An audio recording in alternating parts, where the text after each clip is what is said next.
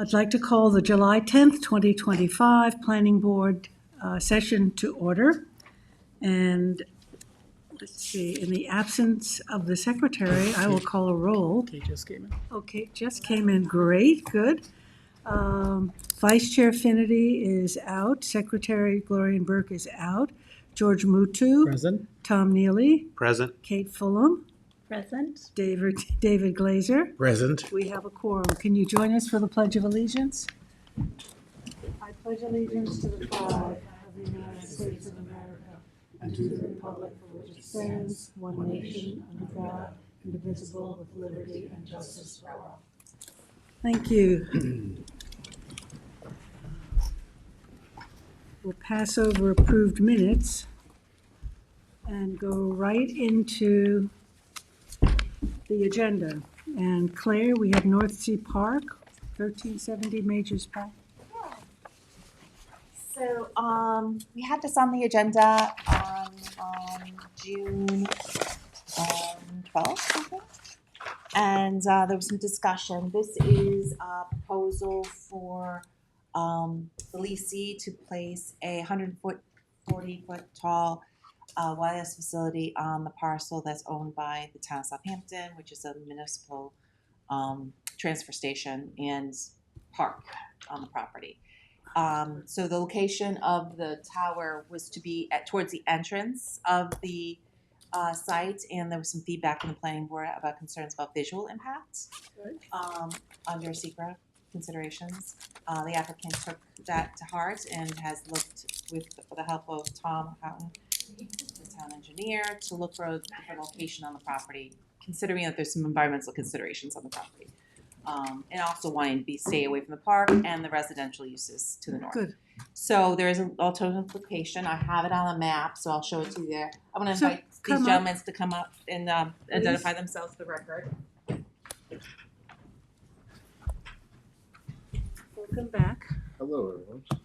So this is the new location. You can see it on the up there. I've got a couple copies of a closer up version There's of a it. little tiny. Claire might be. Can you give me your names? Sit there. For the Keith, record. Keith Keto with Tiger Defco. Keith Keto, Laura Mooney, Tiger Defco. Laura Mooney. Thomas Halton, Southampton Town Engineer. Welcome, Tom. Always good to have you here. Well, thank you very much. So the second page of this, it's the same version of there, but they have a little bit more detail. The second version is blown up a little bit. There's a couple, but on the second page, so you can have that. It's a little closer. You can see it's off the access road that goes along the capped landfill. I would describe it as the northwest corner of that access road. This is a set. There actually is an access road that comes from Major's Path, so they even have their own access to access this facility. So it wouldn't have to interfere too much. They're once a month that they go to, after it's built to do it. There was some considerations about staying away from the landfill. That we didn't have that information either at the last meeting, and in talking to Tom, we realized that if there's an issue of staying away from the landfill, but they could be adjacent to it, but there would be some setbacks because you don't want it to fail and pierce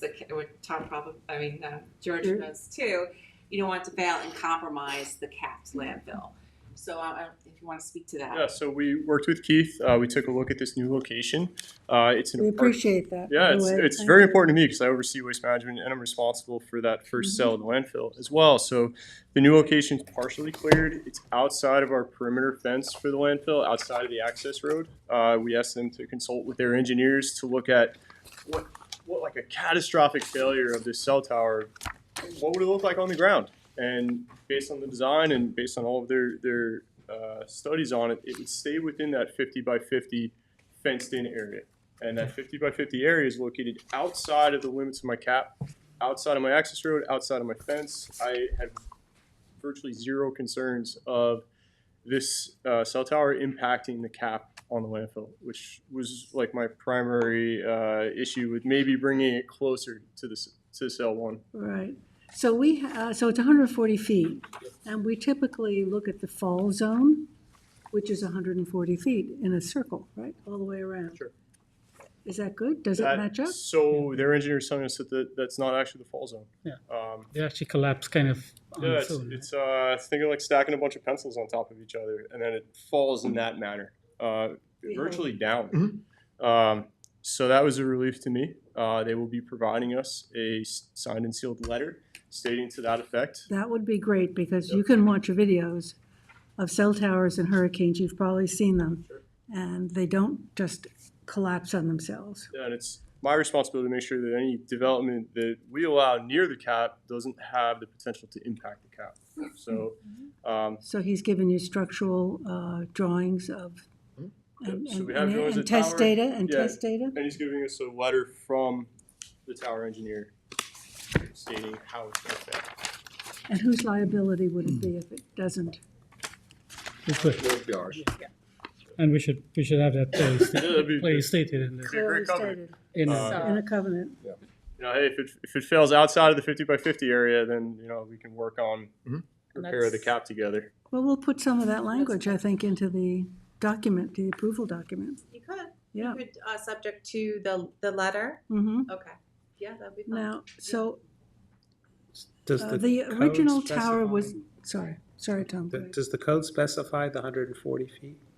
The code specifies Fall 140 zone. feet from any property line, and it well meets that. Oh, Setback. okay. The other is the 300%, and that's to make sure it's far away from a residence, that they're not looking at it, that it doesn't feel like it's on top of them, right? Right. Even if you might be the property next door. So in this case, I think, what was the setback to the residential property line you had? We hit 453 to the residential property line, Right. 511 to the structure, Of the residence? of the areas. No, I think it's 409. 409 to our property line. Right. Yeah. Yes. So we're not contradicting the code Not with, at all. with this, It right? meets it. Right. So from, the original site was how many feet from Major's Path? Original site, I want to say was 153. Yes. 153, Yeah. and now it's 453. 409 from property line, 453 from residential, So 450, Parcel. that's right, and 453. 511 from residential. Right, so that will certainly improve the visibility impact. Yes. With the trees in the way and not having that visibility right on top of it, which is. Is this higher? Right. It's Is- almost identical elevation, Okay, thank you. so. But all the antennas are internal this time around, so it's just a sleek pole. Correct. Yeah, Except for a whip antenna to be used by any emergency services if they Got it. need it. Yep. So, yes, and that's spelled out very clearly. Great. so There'll Claire, be two actions. I passed down a packet to you. yeah, There'd be two actions. One would be the neg deck. The visual impact was the only consideration. So I'm gonna say the applicant has relocated it to be more internally Because that- located and will be screened by the existing vegetation on the site. Also, this is pretty much a cleared area, so there's very little vegetation needs to be cleared with this. So I think it's all cleared, right? There's almost no clearing. We're utilizing every path that we can. good. So Perfect. I would say And where are you going to put the easement for the guarantee that this tower will just collapse and not fall over? Well, that is gonna be, I'd like to put it as a condition that there be a letter signed by an engineer certifying that it's going to fall into the compound area to the satisfaction of the town engineer. Does that make sense? I'm okay with that. Okay. Great, that'll be a condition. And I think we should have Christine take a look at that, We could. just for legal liability. Verification from the town. I believe also, sorry, Laurel Mooney, the lease also covers the town also if there was any type of Yeah. property damage or any kind of lawsuit Mark or would be anything like familiar that. with Yeah. that. Mark and Yeah. yeah, I was about to say that there should be something Yeah. about the Indemnify. liability, Yeah. should it not collapse within the 50 and faces the cap, you know, Is that already included, Mark, you think? I don't believe it's that specific. There's a lot of indemnity language. I have to take another look at it. While Christine's looking at the condition, I'll pull up the lease again and just make sure. And anything, if we needed to, I'm sure, We could amend the. yeah, we could amend the lease to include. I mean, so- piercing so it the cap mirrors is a big language in deal the code. compared to maybe falling on a container or something like that, right? So, Yeah, it's life and death for the DEC. So I also want to point out, you mentioned that you saw, online towers failing or during these huge hurricanes. When they investigate even those during those wild storms, there's always an element of that there was either rust found on the tower or it's not properly maintained. Mm-hmm. So we also have, we submitted some paperwork that we will be doing annual inspections. Every 3 years we do it. It's called the ANSI report where they check all the connection points. We make sure all the bolts are tightened. And we do that throughout the lifetime of the facility. Good to know. That's all in the lease, right? Mm-hmm. All that language. I don't know if it's in lease, but we did submit a certification and That's in the record, Claire? We have that? submitted that today. Oh, okay.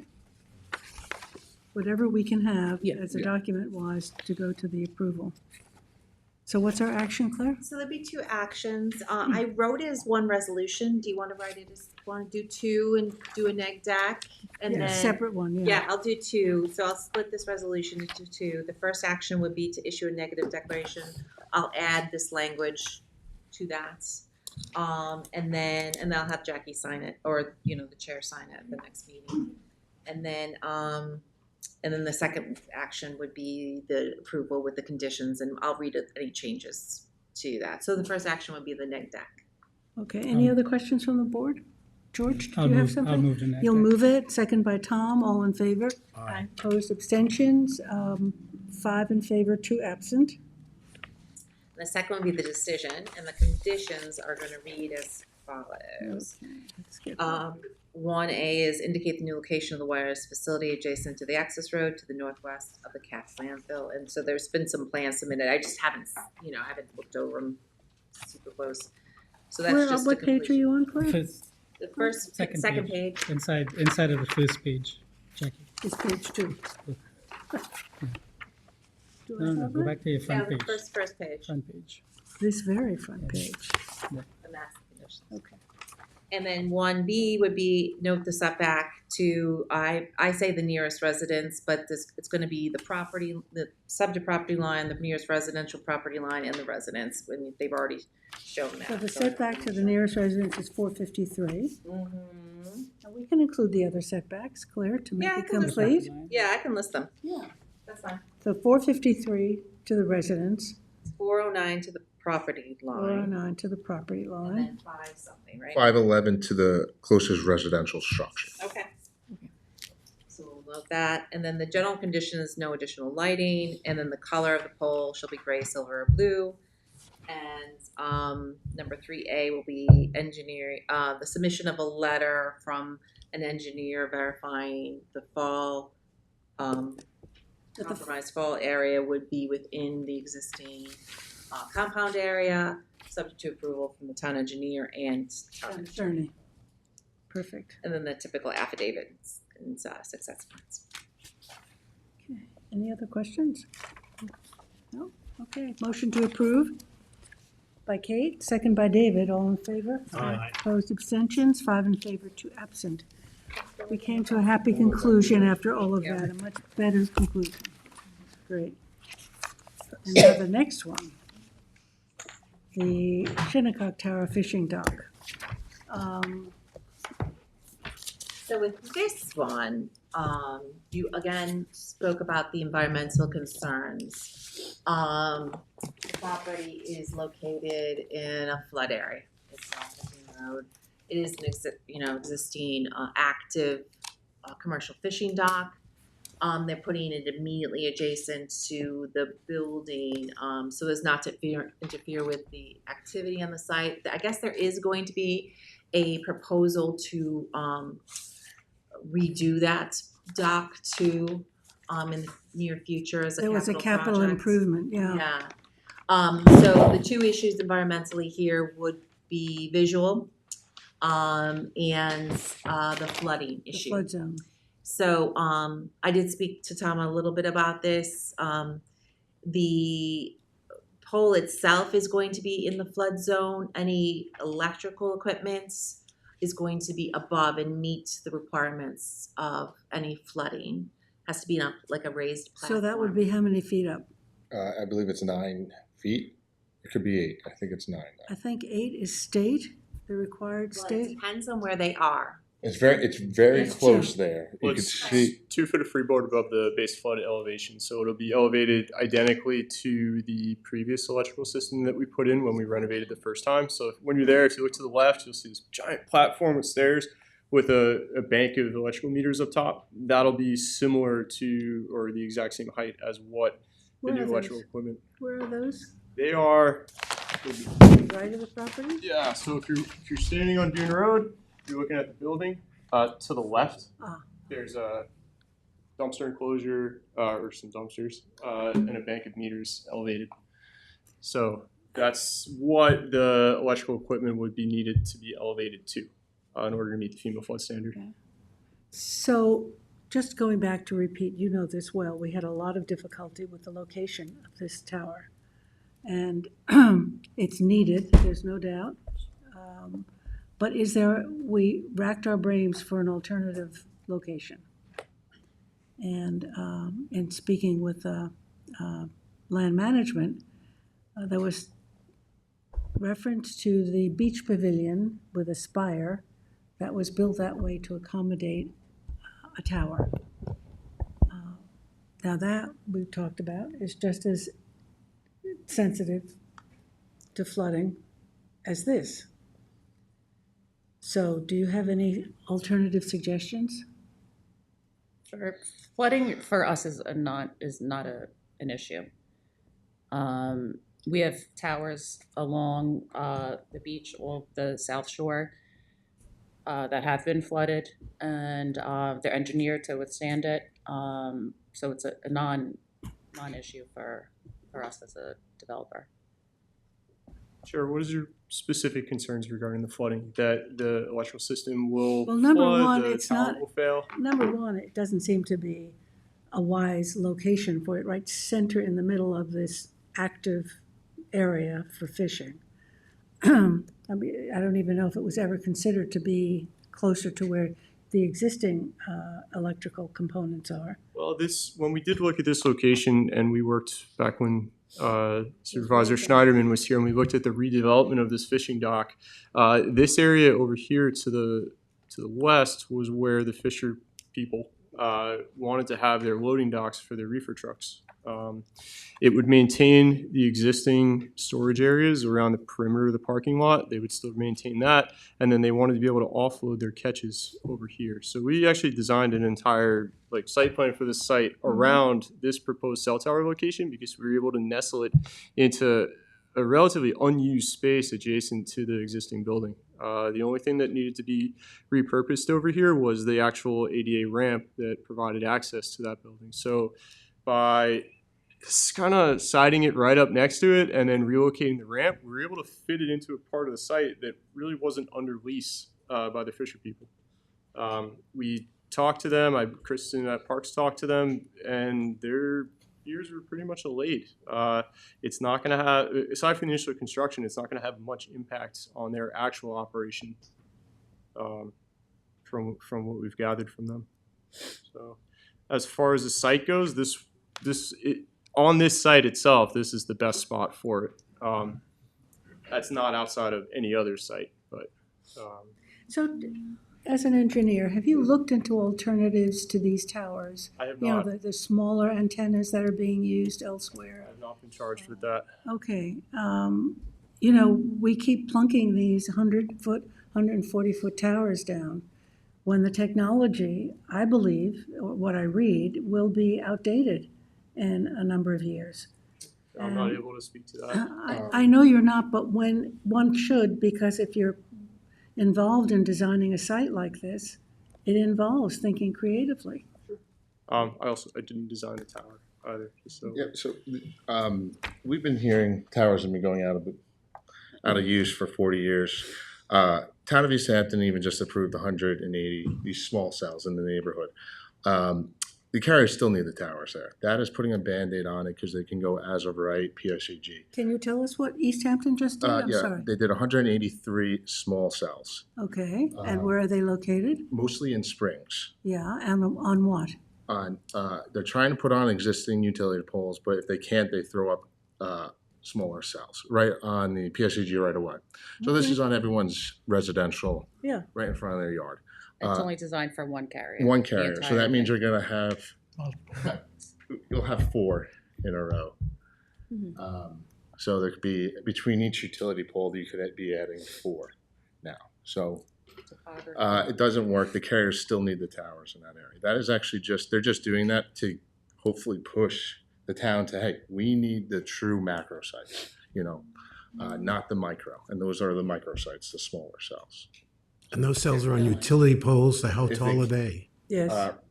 Anywhere from 35 to 45 feet. So does that work compared to the 140 feet? No, it's the line of sight. Line of sight's always going to be needed. I thought the alternative, the real alternative, is the satellite stuff that's coming. So satellite tower goes for into it. satellite Seriously, goes yeah. into completely. It's more of a backhaul. Instead of running fiber everywhere, you can beam down the backhaul. So now instead of running fiber to every location, you can beam it down. Think of a tower almost as your Wi-Fi router in the house. You can bring the satellite in, but it's not going to bring it out. It still needs the line of sight home So you still router need the to tower. connect to. Yes. So satellite connection, I know we divert, it doesn't go to individual phones if you, On a very small thing, they do have limitations on it. That's why you still have a satellite dish, right? So you don't connect to the satellite, connect to pretty much a Starlink, which is almost a Wi-Fi router, right? There are talks of even having Starlink connect to now towers instead of running fiber up, say, a 3-mile back mountain road, right? Because if a storm happens in, say, let's use Vermont, winter storm, that fiber gets cut, that's a huge operation to get it back, right? So instead of running that very fragile, infrastructure, Starlink could just beam down to that central location and give internet service. That's a high It's level not- thing. Yeah. Even it's I just, No, but that's where it's going, so Yeah. I And it's think good it because should fiber, be on everybody's radar to discuss. yeah, and fiber is very expensive to run. So we look at it as a positive, right? Fiber is the most expensive thing to run. But that does not preclude the tower situation, because you still need the tower to receive the signal. Exactly. So you're going to take the fiber and still beam it out from the line of sight of it. and the reality is that, again, to really have the coverage, I know Starlink has a pretty good network, but they have to probably quadruple the number of satellites they have to provide coverage for. Yes, we always say It's also a big deal. we're extremely behind. People used to say in the SMS, right? That's like 1 gigabyte. They're now sending a photo every second, which is, say, 5 gigabytes, which is almost like 10,000 times more data. Mm. So it's completely different. So right now you Can you can, zoom out to show us the pavilion, Oh, sure. please? Oh, sure.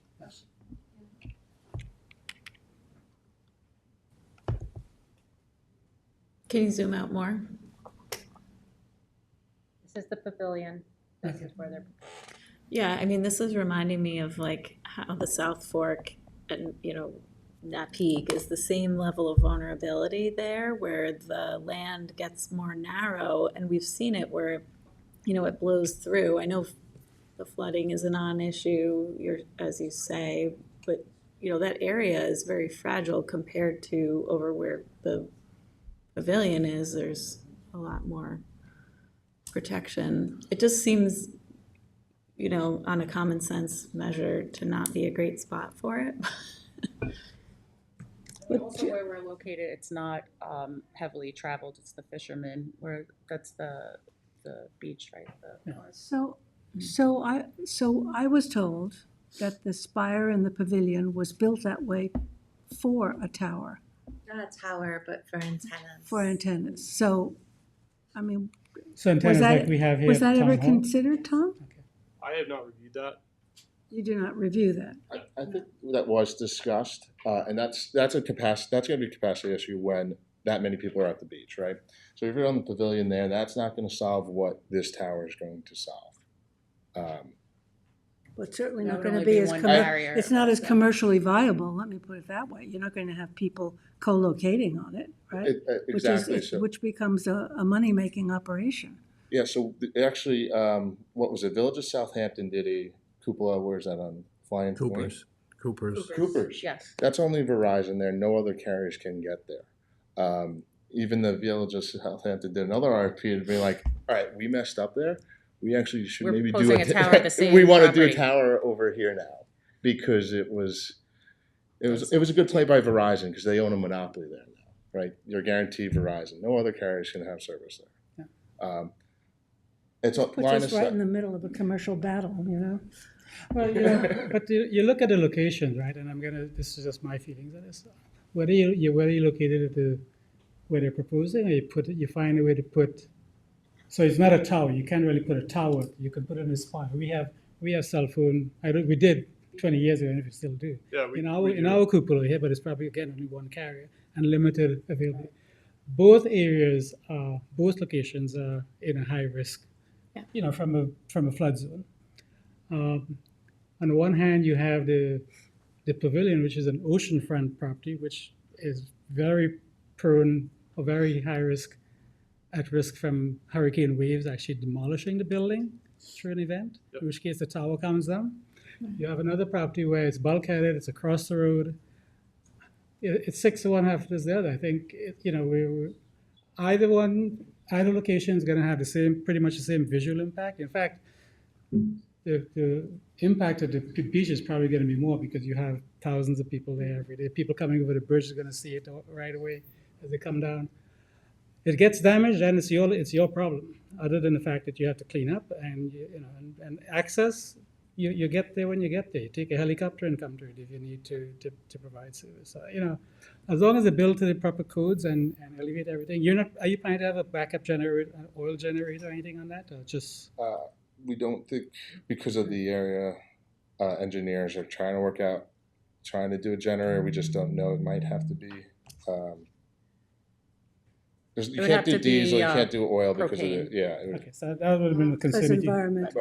if you were planning to have like an oil tank or something. but it's probably going to be backup battery. Is probably the best. For I sure. mean, I know the location of that's very well, having worked on that site 20 years ago. I know you were planning to redevelop Yeah, it. we've recently put millions of dollars into redoing the bulkhead. Yeah. So the town's committed to this property, just as we are committed to Punkwag. Did you, and I don't mean to beat a horse to death here, but did you consider anything on the mainland, on the other side? We think we looked at this as our best opportunity to serve Dune Road, to serve that area of the town. And even years ago, I think I did send Janice Shear. Yes. That's correct. Yes. Yep. Multiple properties in the Hampton Bays area, and a majority of them would be CPF land, I believe. Mm-hmm. So.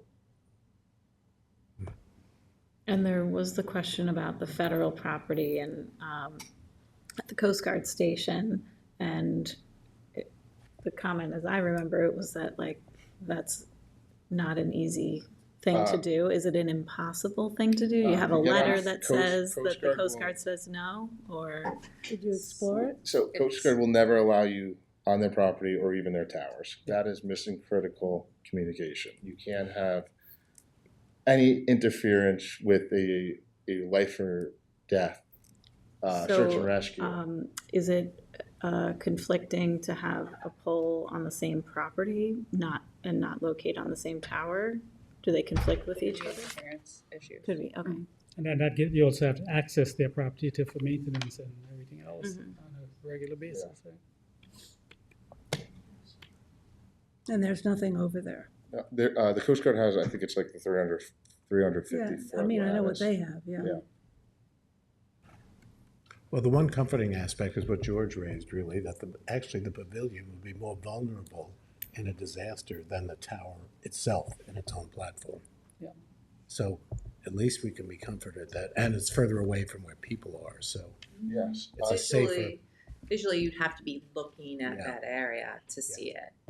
Yeah. The tower is tower class 3, so 150 mile per hour winds, etc. I don't know what the pavilion was built to. I don't. Did you not look into that? Was that not an option for them when they did this? No, because we were looking at multiple carriers on a pole. That the town would generate income for the town? Yes, of course. Yep.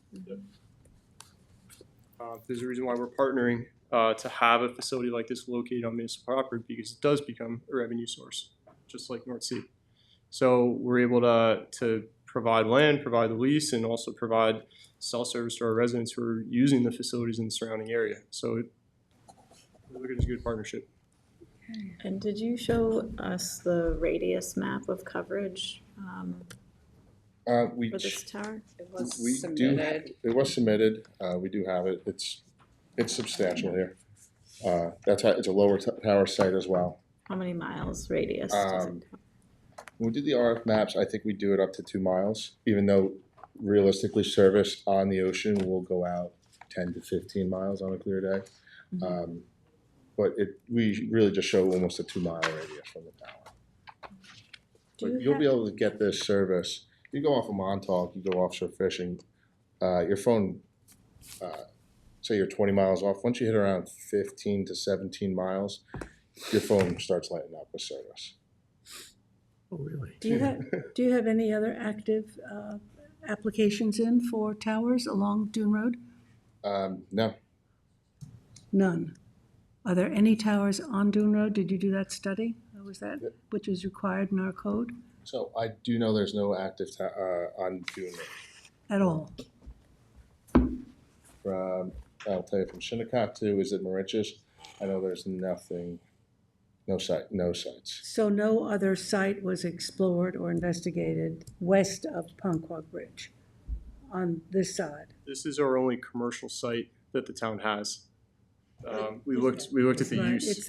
I understand it's a town project. This is also an already developed, cleared site which houses commercial activity. So any other town property is likely going to be, Beach. It's typically a bathing beach Beach, or a dune, protected grass, undisturbed, which kind of negates what you're trying to. Yeah. There's an environmental cost to that too. Suffolk County legislature did approve to do parkland alienation on county parks. Say that again? Suffolk County legislation. Yeah. So they did approve that, and that's Suffolk, let's see, that's Cupsog west, I'm sorry. It's about, what, 5-6 miles? Yeah. It's like 13 miles. Is it 13 miles? Yeah, Then 12 to there's 13. Smith's Point down as well, further down. That's obviously longer term. These are completely different projects, but to your question, Yes. any other projects want to get on Dune Road, it's trending that way. So tell me what has to happen, alienation, what were you saying? For the Suffolk County land, Yeah, that would be parkland alienation. right, and that goes to the Suffolk County Legislature. Yes. But that site is way That's- far Yeah, away. that's. That's a I'm just different answering if coverage. Well, there's there's any. Suffolk County just to the east of this site too. Yeah. The one at the end of Meadow Lane. Yeah, right up against the. Yes. So, Was that explored? well, that's It this seems is Suffolk County. That's a separate entity, right, from town of Southampton.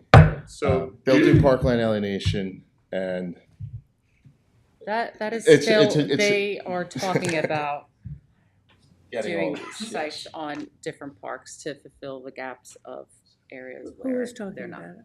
The county? The county, yeah. I understand, so you have the big issue at hand, right? Gaps in coverage, and I understand Southampton explored its options for satisfying that problem. Suffolk County is exploring its options for solving that problem. We can't put our blinders on to that and say, okay, if this site we have some reservations about, is it worthwhile of speaking, to the county and coordinating to get the best result, right? Not just, we only have this, so that's the thing that we're gonna offer. That is- But I guess that's already been completed. Yeah, from a planning perspective, I would never put a cell tower in a park that's active. also on the I mean, they're inlet living as well. there Um, on that park land. No, I'm talking about the west side of The west side of the park? People are not living there. Oh, this park down here? I mean, on I'm this, sorry, the Shinnecock Inlet. The Shinnecock Inlet on the west side, the These county park- owns that. just the end, though. County? They're on the east side of the park. It's the I think the park is on the east side. Right adjacent No, to there's the county canal. park on the west side. There's a Yeah, parking lot. Oh, no, County it's not, owns- yeah. county Yeah. owns They own both sides. sides. They own this and this. But one could definitely argue that out of the 3 sites, the Commercial dock is the most protected, as compared to the inlet.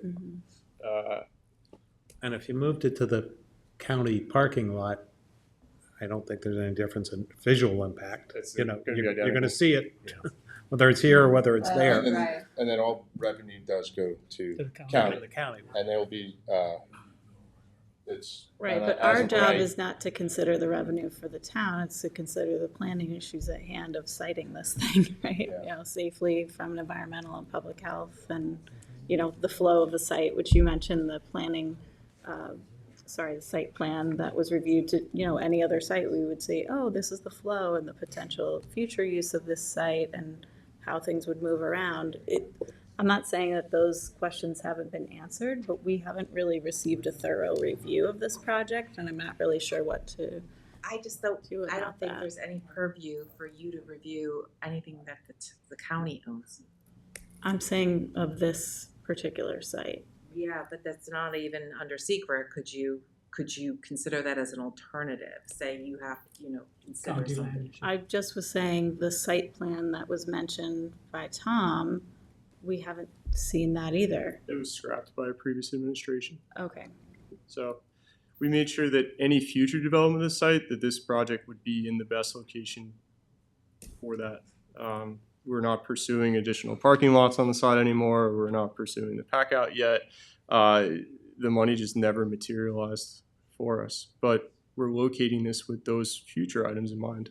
Right, so any other project, we would have to consider what's planned for the future, right? We go through that all the Well, time. one of the requirements in the cell tower manual, which Claire and Janice wrote so well a few years back, we were pioneers with that, was to look at the overall development of cell towers in an area extended, so that we know where coverage is and where it isn't. So if someone comes and proposes a cell tower, that's not really necessary if we don't really need it because there's enough coverage between 1 and 3, then we have that information. So when this was presented to us, I understand it's a town project. It was like, so, in the middle of here, what is it connected to? What is the coverage in the area? I mean, we were really working in the blind, and we didn't have you here for a couple of sessions. These poor people were at the. Enjoy coming out. I'm sure you do. And so, we were looking for alternatives because we don't think that this is the best site. If it is the only site and there's no alternative for us to vote on it, what's the alternative? So, but it's our job to look for alternatives, and that's what we've been trying to do. You've been very generous with your information and talking about alternatives to towers, where they can be placed. And I think we're going to confront this along Dune Road, believe me, in the not too distant future, because there is development on Dune Road. And so then what do we do?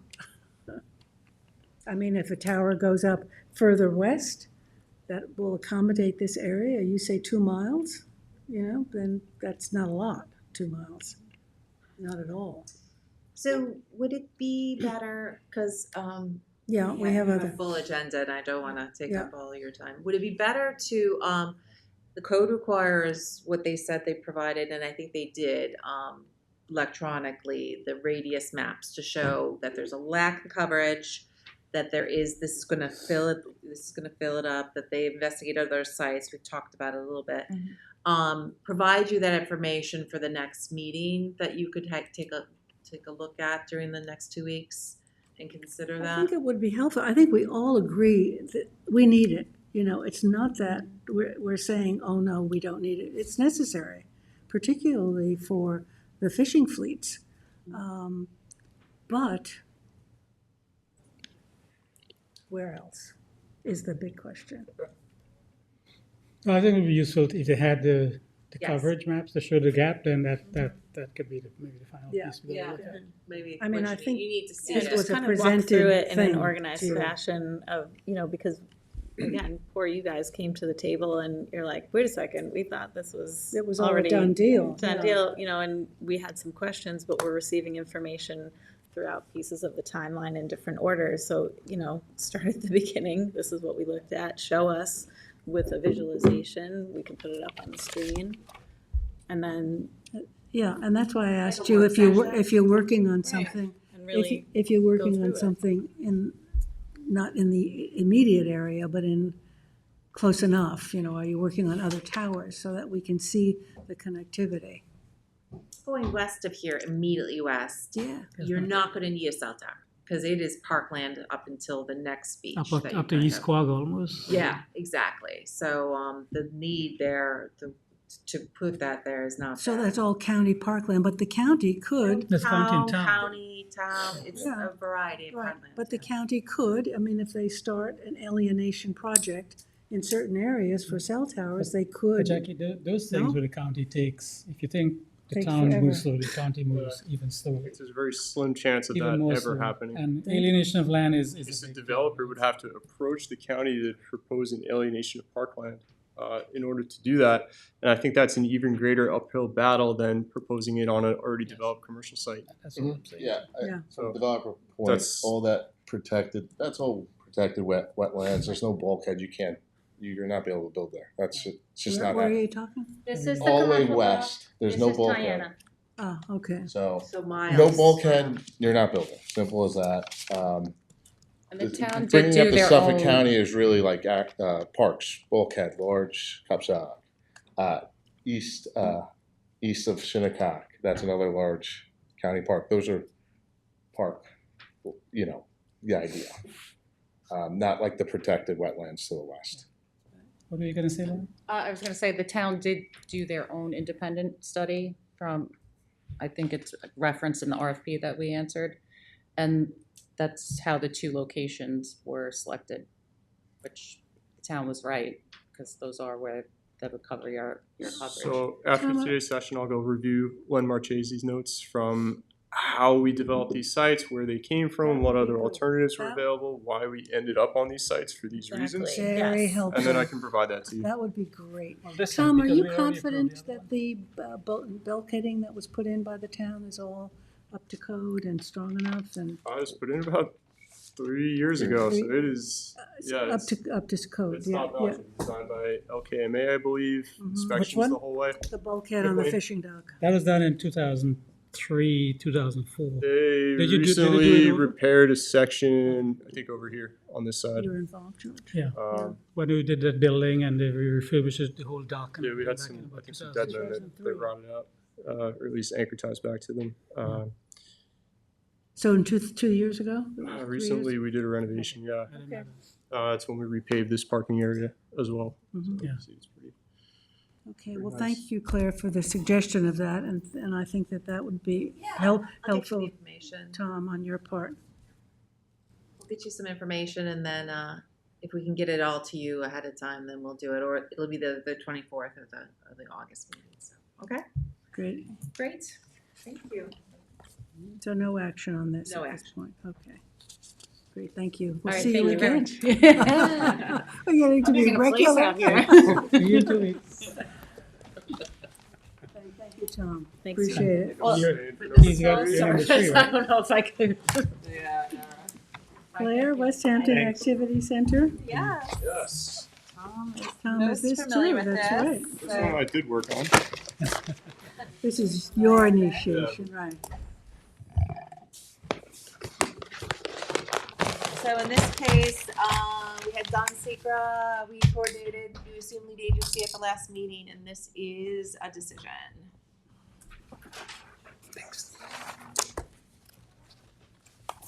So we're doing secret and draft decision. Yes, exactly. In this one, I have the two resolutions separated, if you want that. Environmental wise, I did a part 3 on this, impact on land.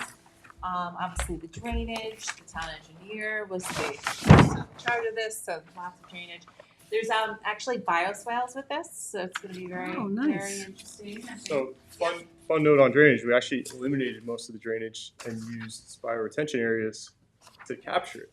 That's So great. we were like, we need to save some money because the supervisor gave us a budget of $8 million, and we're like, we're spending a couple $100,000 on precast drainage, and Like, we don't need any of this, so Bioswales we, are great. You should use it as an example to tell all the other developers what properties to say, this is what you should be doing. Yes. we're gonna Yeah, try. luckily there's like enough area that Yeah. it doesn't, it's not a constraint, right? We have piping, catch basins, and a recharge area, so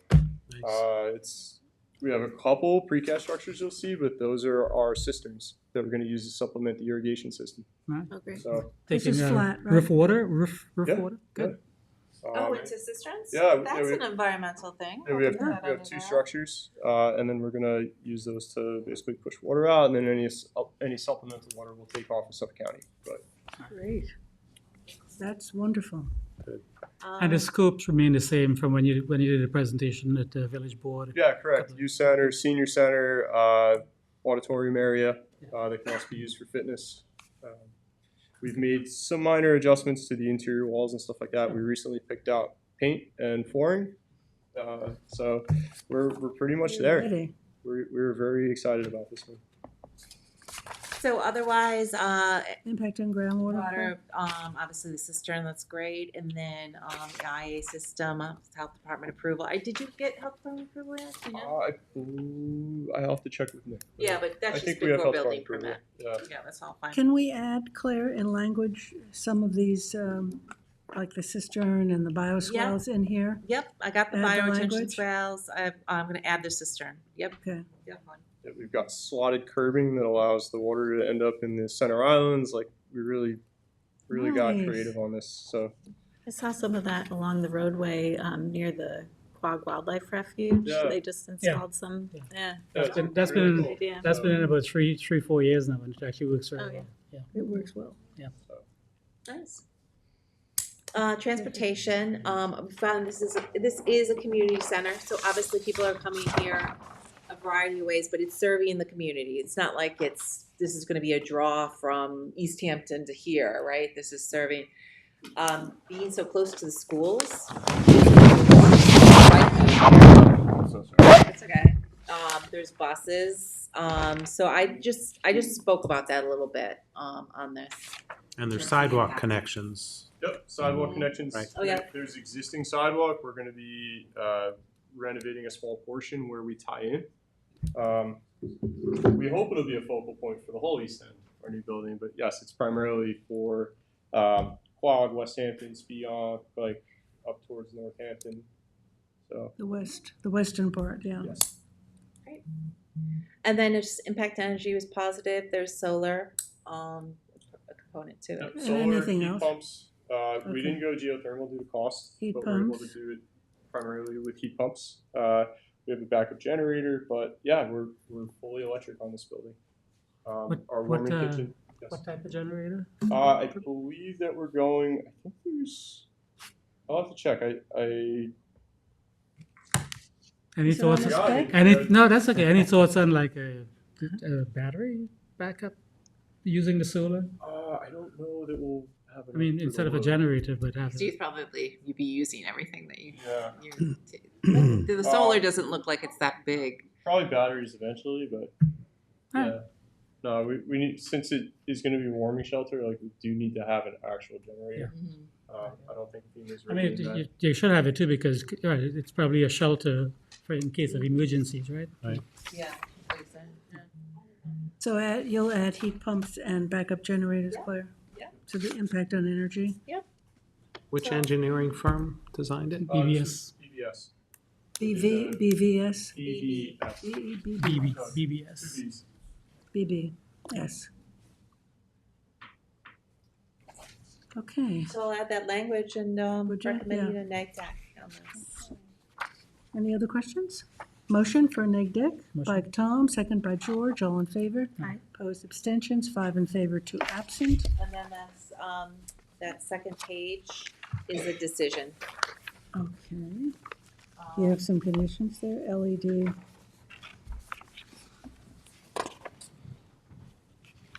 That's it, Claire, on the Yeah. conditions? Those are the conditions. Natural gas generator. I just saw the line. Thank you very much. Can we have your Time name to for hear the it record? approved. Nicholas Jimenez, Capital Projects Manager.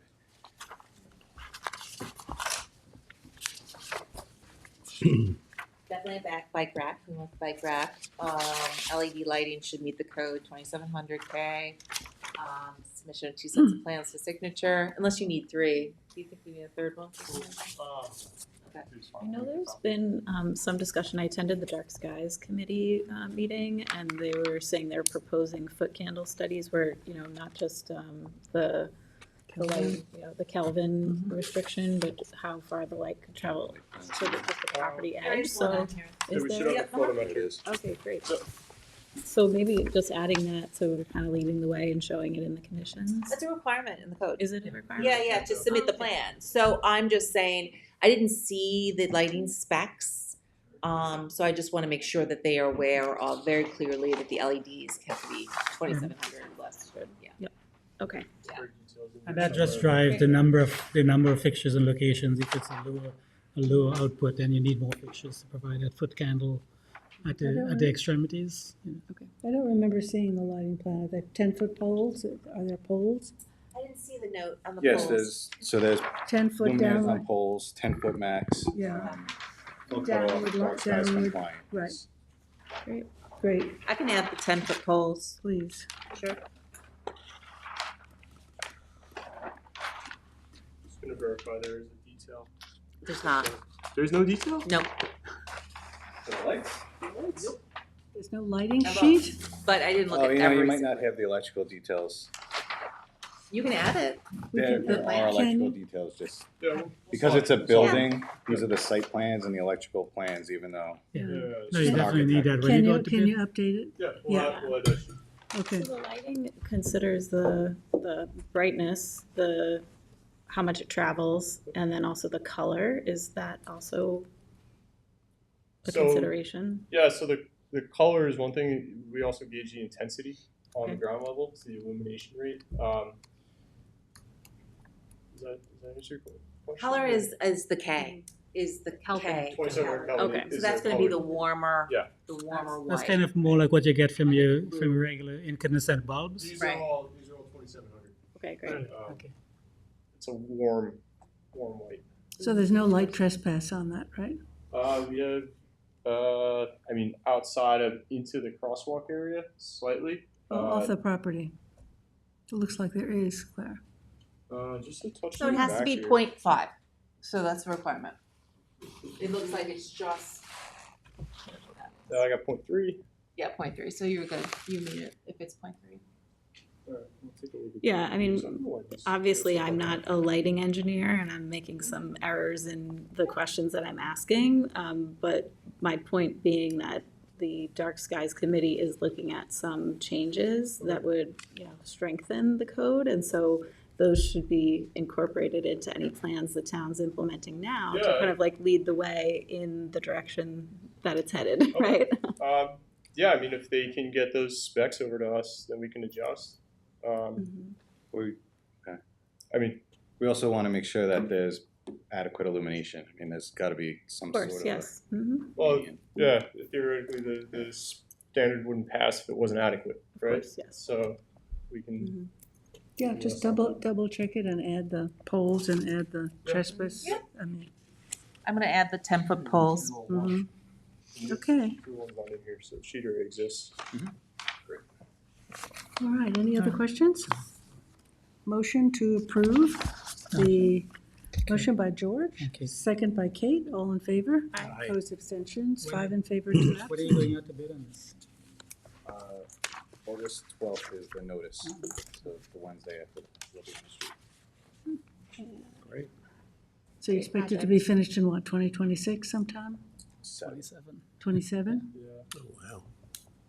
guess we won't be starting construction until The probably bids are winter, in. spring. Yeah, we can't really do much of the clearing, and we can't do any Or clearing after February. until That window. December. That December, window, yeah. right. So then you'll look at real groundbreaking will start in the spring, because you're Spring. not going to start in January. So probably And then Spring 26th, and then you'll be working for almost a year, yeah.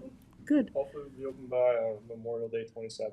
Something like that. So Does it have a name, this park? West Hampton West Activity Hampton Center. seemed to- the whack. The WAC. Whack. Naming rights have not been assigned yet. So. Okay, thanks very much, good luck Thank with you. it. Yeah. That's great. Okay, number I should four have- is I should off have my the, name on that, you know, I got the property 20 years ago. A couple million at it, George. That's right. Name it after you. the Mutu Center. The Mutu, I like that. That was supposed to be the site of this of the swimming pool 20 years ago. We acquired have a it- we letter acquired that and- property. Oh, yeah, you don't have to worry about it. So it's off the agenda. Is that what you're saying? Finally. Well, this was actually, it was 2008 and the bottom fell out. Yes, that's what 2008. Yeah. Okay, 103 is off the agenda. Do you want to go, are you doing Buthampton? Yeah, Claire? yes. And that is Claire, Carl is here. Oh, you're Buthampton? Mm. Man. We got very comfortable back then. Did he give it to you? We're all good. You're all good? Nice. Hi, Carl, your name for the record, although we know you. Carl Benincasa, 860 Montauk Highway. Thank you. Welcome. Good afternoon. This is Buthampton, 2033 Montauk Highway, Bridgehampton. So, it's been an ongoing project, right? Pre-submission, there was a back and forth about the appearance of the building that's been approved by the ARB. It's natural, board and batten, and Hampton on it. The big thing with this, there was a traffic study, and they're proposing to connect to where the light is. Right. Anticipation that the site around it may be developed. You've had Greg Connor in here for his subdivision, but in this case, it will be built, the connection, so that it's only an entrance directly to the site, otherwise everybody has to go out. with the light. Do we have a landscape plan? This is the landscape plan. Do you want to take a closer look to it? I've got a couple copies of it. It talks about the plantings that are in the front of it. That's it? Property nearby is being developed. This is going forward. This is going forward. Okay. Yes. What is this, a white fence? White picket fence? fence? Thank you. Well, I don't think we ever did see the landscape plan. At least That I is didn't. it. That is the landscape plan right there. There's not enough landscape plan. No, that's the plan. Not the one in your hand. That That she plan. gave you? This point. That's the landscape plan. It's got little pictures of the plants that are going in. Okay, but it's a low bush in the front. We wanted some, This is just a rendering. This Few doesn't trees. necessarily Okay, mean forget there this is one. another rendering. This one? Yes, that one. I could only print it, I don't know why, I only printed black and white. But is that what it is gonna be maintained more of a height? Yeah. Okay, so we can specify that height. No? no, I mean, this is not. High any- or low? No, I mean, it looks like a prison. What is that? Well, which It's one not a do you wall, want? that's privet. This We one? we have a combination of low bushes and some trees to have a street presence. There's definitely Doesn't have- trees. Where is that? Where are the trees? There's, So the oh, plan we're gonna would be- have, no, it's a condition of No. his approval. So let's go through that. So if you look at the plan, what you're not seeing are these things, right? On this rendering, you're seeing this, which is the privet hedge, but it's not Pick showing street these trees rows. along the road frontage, provide planting specifications as part of this approval. Supplement the existing natural vegetation in the rear. These are little bushes Yeah. with the privets behind it, I guess. Well, I mean, the height of this is You not, don't like that, the height of that. You don't like the low, so you look. but you're saying that in front of the low are going to be.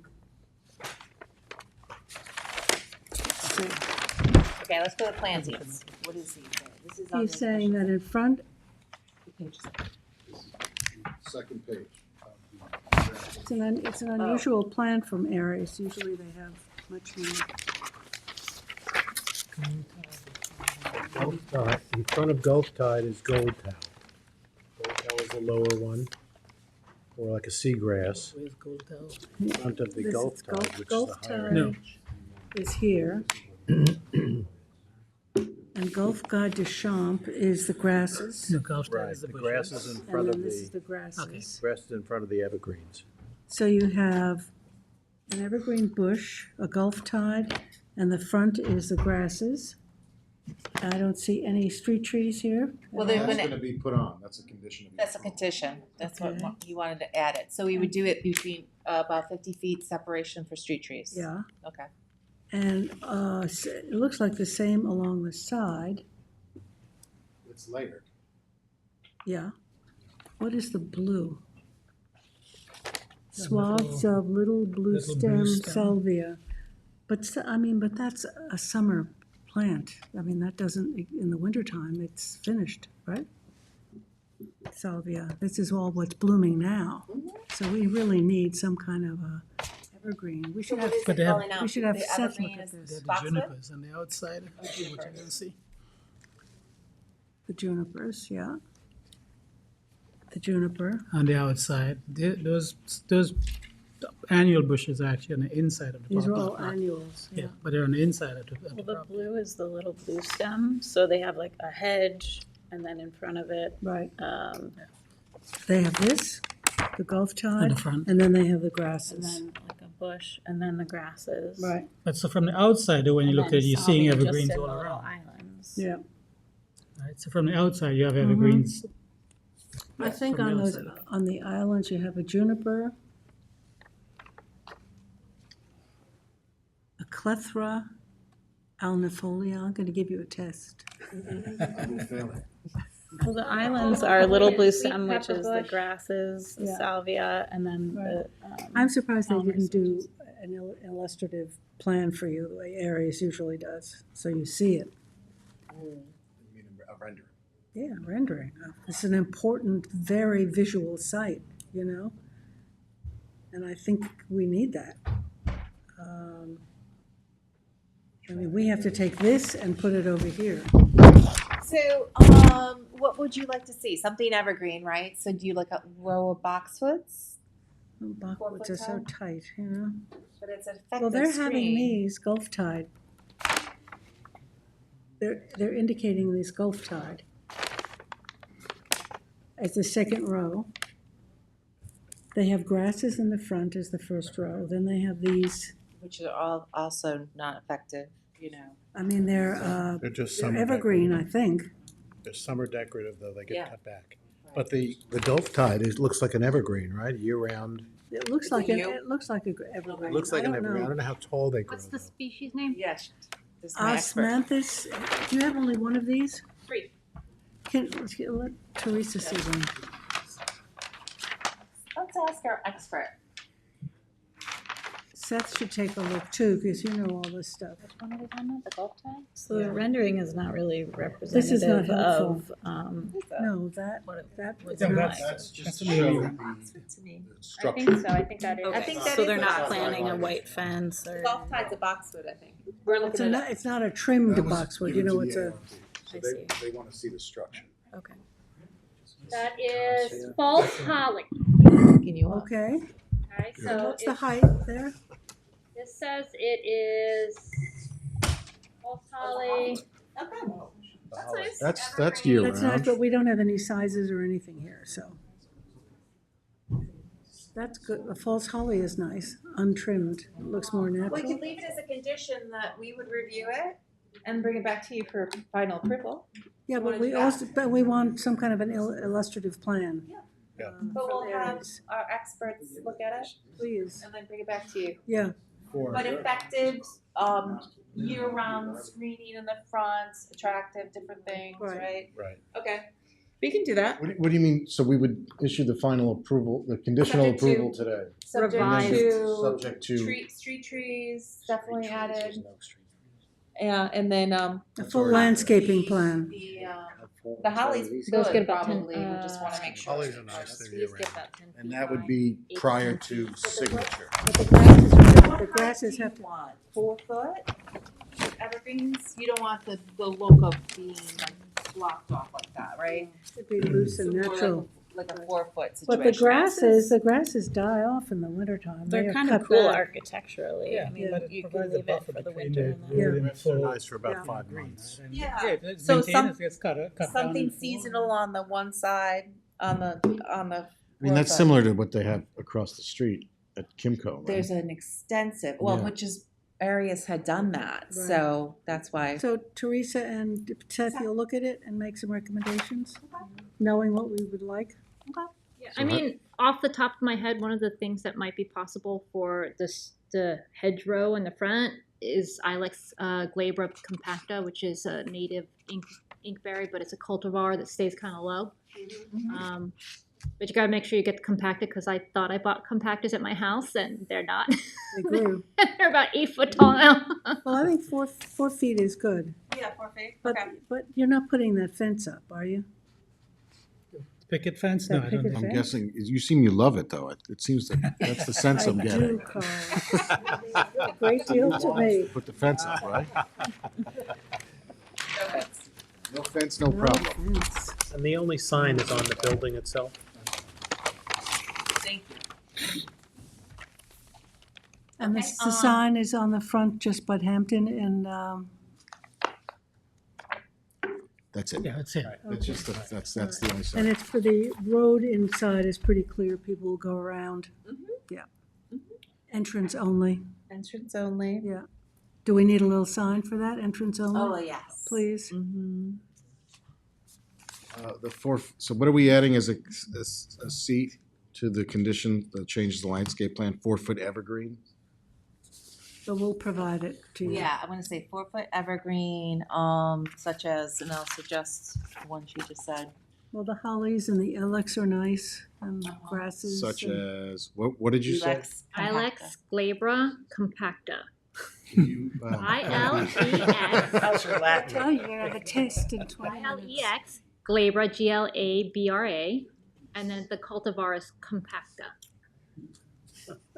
And the hollies are nice, because they're evergreen. Such as ilex, compacta, You know, and then areas- to be approved, is this to be approved? Yeah, we want to take a look at it. Okay. It's really important that this be landscaped really well. That's what they look like. Right. Yeah. Do you wanna go over the conditions? Does that Sure. make sense? Yep. Okay. Because there's stuff highlighted here. Yes, those are the things No that. left turn, Yes. cross access, bike racks, pedestrian walkway. So, the planning board adopts the, Are you going off of this or the draft report? This? this Okay. decision. So it's, towards the end of the packet. It's got draft Bud Hampton off the top of it. What page are we on? It's in the back, it says After draft. 18, it's the Okay. next one after 18. Okay. So this would be approving this, adopting the staff report, and approving the special exception use for the non-medical cannabis dispensary. Submission of a safety management plan demonstrating compliance with all applicable state and local regulations to keep customers, employees, and the surrounding community safe from any potentially safety concerns that arise from operating a cannabis retail establishment. The plan must identify measures to prevent unauthorized access, deter theft, prevent loitering, and ensure safe handling of cash, and shall include measures such as secured entrances and exits, sufficient interior and exterior illumination, a security system capable of 24-hour recording with date and timestamps, backup power system to ensure operations during power outages, and strict procedures for verifying the age of customers. This is right out of the state Yes. That's right. code. Right, exactly. You're still planning to move the bus shelter, right? That was, I don't think that's a condition, but that, we had to get state Do, approval. but I think we The had town put agreement them that in. you would replace the roof. Or I think we talked about replacing the roof on the bus shelter. Sounds like a condition. That's what I'm wondering, yes. Replacing the roof on the bus shelter. Bus shelter. It's deteriorating, it's cedar shingles. I don't think that'll be a problem. Okay. Prior to the Where is the CO. bus shelter gonna be The located? newer versions have a metal. We have to relocate the bus shelter Yeah, wonder where. to accommodate the this Right. Which- entrance lane. Suffolk County Transit would, I'm sure, want to weigh in on that, but Town owns the bus shelter? the town's responsible for the maintenance of the bus shelter. Will town put this bus shelter up too? Yeah, Um, Here it is, right there. We didn't pay for it. They paid for that Stan one. Glinka was King, the, Bridgehampton Commons, I think, paid for the installation of the shelters, but the town agreed to the maintenance of the shelters. I thought Walter had moved in that when they get. so it does have to be Maybe moved because the- it's right by where the exit is, right? It's where the, I don't think we paid for that. the Teresa, is cross that- is access that to the the, lighted oh, there, intersection. you have This it is up. the bus shelter right here. The new Yeah, you'd have to intersection move should it. come in right around here, so it'll be close. If it has to be moved, it might have to be shifted a little bit. Yeah, not much. I don't anticipate. Still close to the crosswalk, though. Yes, very close to the crosswalk. Probably on the other side of the crosswalk, most likely. If it has If to we're be going to shifted. have to move the thing, why repair the roof? Relocate and reconstruct. Or install a new They're one. standard designs, yeah. Yeah, they are, and I think at some point, and it may have been, who was here? Stan Glinka, that was his project when he was on town board. Yes. Was Walter Dunn here? Mhm. Did Walter do this? With us. We talked about that at that time. I was not here for that Okay, meeting. I mean, the construction of these is challenging, and I think taking it apart and moving it is gonna be difficult. But, I don't know, I've seen some of them put up, and it's almost like an erector set, if you will, the way they're put together. So I think your folks We're agreeable. were agreeable. I don't know how much they know about, that structure itself, how it can be moved, or if it may be better off just replacing it, I don't know. Yeah. But there was agreement to, whatever you're gonna end up doing, take the cedar shingle roof, which were nice but are falling apart, and put a new roof on it, which currently they're being replaced with metal hipped roof, all black. That's what the town did at a couple other locations where the cedar shingles were. There's like a deteriorating. new style bus shelter now too, like it has a partial glass front so that you're more protected. I would prefer the ones the style that's still there. The county kind of went more to the newer look, but the ones across the street and the one there were the original designs that the town approved, and then the Those county were started to nice. switch out to some other ones. Yeah, the So old who ones has, are nice. whose authority, who's controlling these shelters? This is state, right? Well, In the state right away. We're responsible, the town assumed responsibility to maintain all of them. Some were put in by the TOT, some were put in by Suffolk County Transit, and some the town paid to put in, all town-wide. And this one is a town one. I think the DOT put it in, but we agreed to take over maintenance of it. So do you need a permit is So the we're- issue? I just don't know Yeah. whose approval would be required to relocate or replace new- or repair. Let- Repair or replace, yeah. I don't think there's All objection three to Yeah. it. but Yeah. All three entities probably. I could talk to Tom Houghton about it. I think he The bus, technically is responsible right? for that area now. So I don't know, I remember that they got put up pretty quickly, except Bridgehampton didn't get one by its bus place. But Stan Glinka was on the town board Stan then. was involved. and- Yeah. Yeah, it goes Way back. to, the first ones were around Yeah. 2008. But tell you what, let me regroup with Tom Houghton, and maybe we can call the county. Yeah, we're happy to discuss. Yeah. I would suggest we proceed with approving the conditional as is, but Okay, with, you have my word that we will, something Well, we'll about add it as a condition. how to deal with the. Well, Yeah, but we don't know what the conditions. And I think it was well, it's Walter, that- replace or repair. this is what I got. I think, yeah, Improvement of roof of bus shelter or replacement to the satisfaction of the town of Southampton.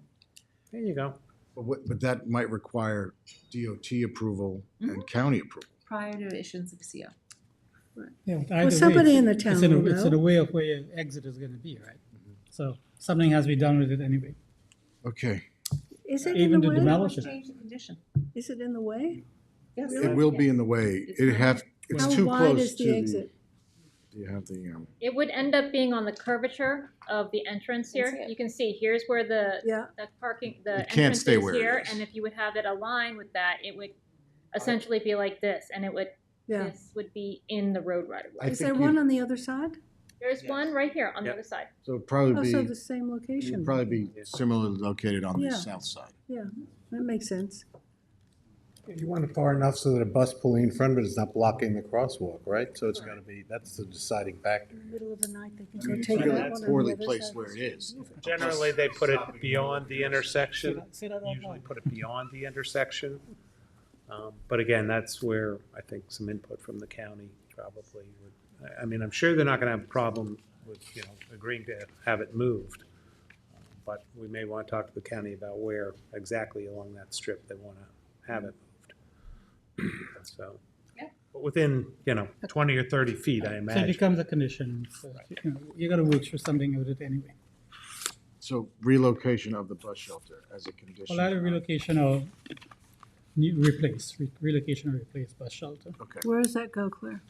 It's gonna be prior to issuance of CO, so they can So work is that that out. special conditions and safeguards? No.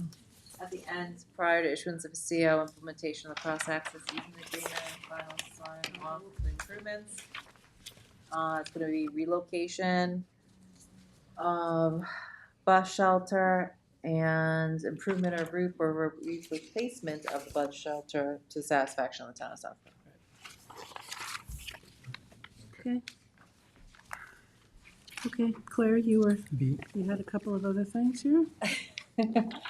A couple. There's a lot of conditions, and it's all related to the special exceptions. So, B is regarding, I'm gonna summarize these because they're from the code.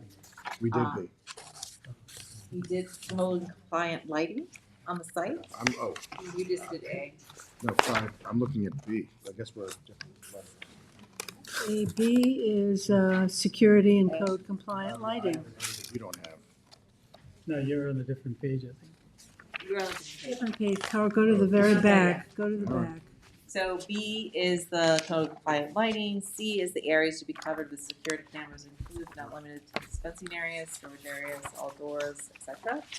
D, He has to find the place, so. Fine. It's right after page 18. God, continue, I'm listening. See, this is what, I got the draft one from Anthony. If you're looking at a different draft, I should have that. Yeah. I do, I have it. I'm confused too. You don't have it? No, yeah. We He have can, he it. can have mine. No, I got it. I have it. This is one that Anthony emailed us That's or okay. earlier this week. Yeah, he sent a revised shortly I after. didn't get the revised. I know it's okay. I'm telling you it's okay. A.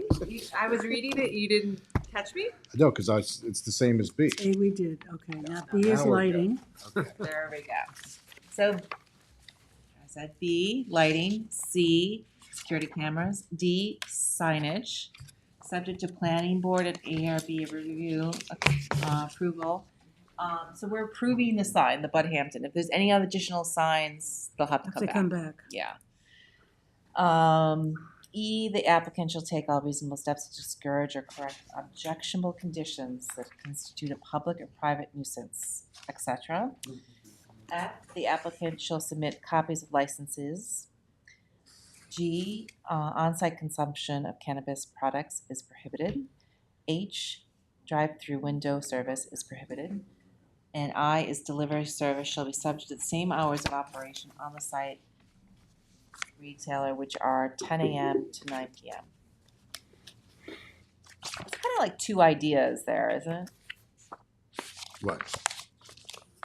Yeah, delivery services are subject to the same, and then you want to repeat hours of operation? Yeah, maybe Yeah. you'd say I would be, the hours of operation are 10 a.m. to 9 p.m.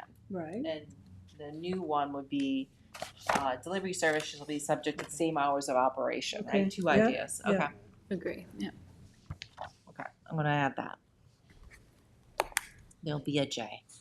And then it's resolved, the planning board hereby approves the site plan application for Bud Hampton, and the conditions related to that are changes to the site plan per the town engineer to be approved prior to signature of the final map, further requirements of the DOT. Depict 2 EV charger stations, show a 5-foot wide ADA compliant pedestrian connection between the public sidewalk and the building entrance. Provide bicycle racks.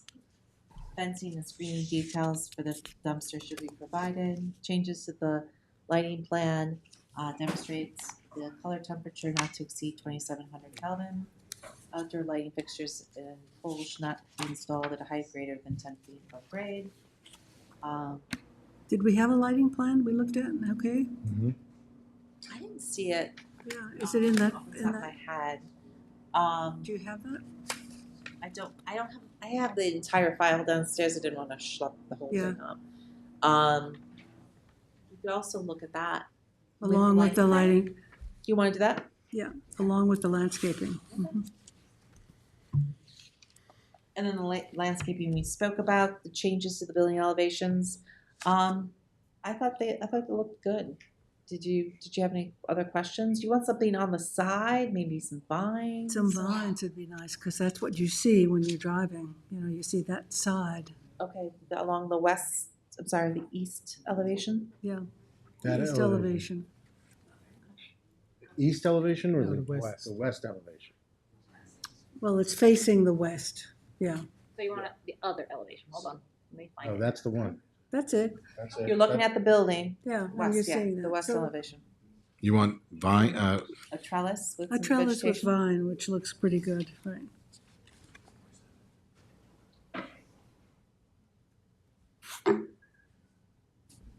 Okay, so I'm gonna take out B. Instead of B, it'll be, Yes, take that the out. trellis. Yeah. Okay? instead of break up the boxiness. Yeah. And you got the wood, so I think you're good with that. So just one condition, the trellis, is that good? Yeah, Okay. add the trellis and vines to the west elevation. And we're going to review number 3, and we're going to review number 4. Yep. And then general conditions,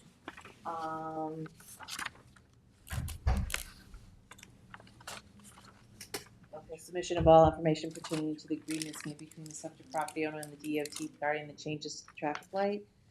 You, you might want to put the bus shelter in here, no? Yeah, It's gonna be, I think, prior to issuance of CO, that's where you might have that one, right? Or in the general conditions. It's in the general conditions, yeah. we could also do that. Bus shelter should be relocated. So we'll add a B.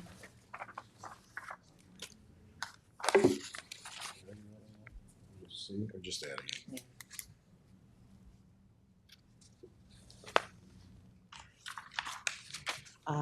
The D is standard, the screening of the HVAC. Lighting shall be dark sky compliant, no dusk or dawn lighting fixtures. No additional lighting in the property without planning board approval. All lighting shall be shielded.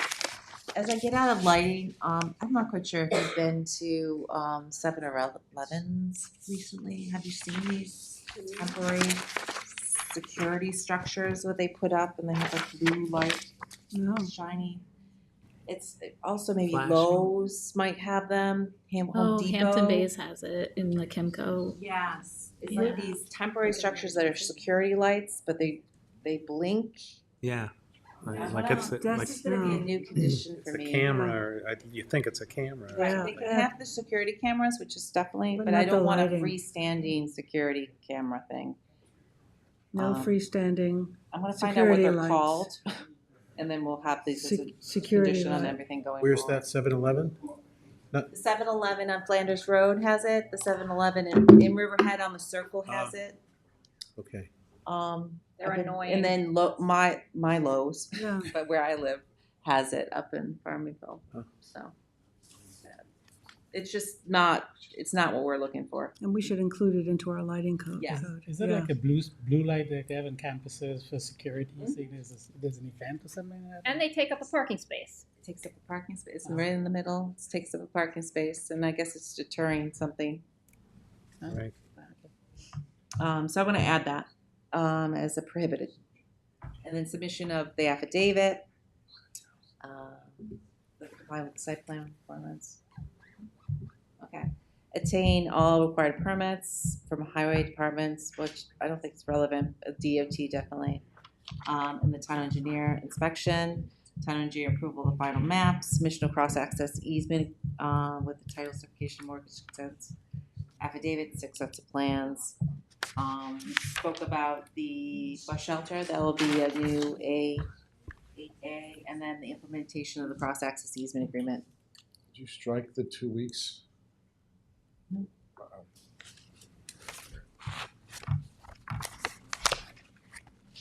And then maintenance pond for the landscape. Claire, in the report, Anthony had highlighted a couple of other things. Sure. He's, no left turn signage, Oh, yeah, let's have that as a condition. a condition, The right? site plan modification. No left turn even at the lighted intersection? No. So, I mean, No. really what it should have is at where that entrance goes in to the property, where, Entrance only, so at the back side of the building, there should be a do not enter sign there. yes, Coming, so you can't come out that way. No exit. exactly. No exit or do not Right enter. here, right? Let me see where, kind of, so you're coming in here, so somewhere right here, you should have a no exit or do not enter sign so that nobody goes out. And what about over here? Are you saying right turn only at the lighted intersection?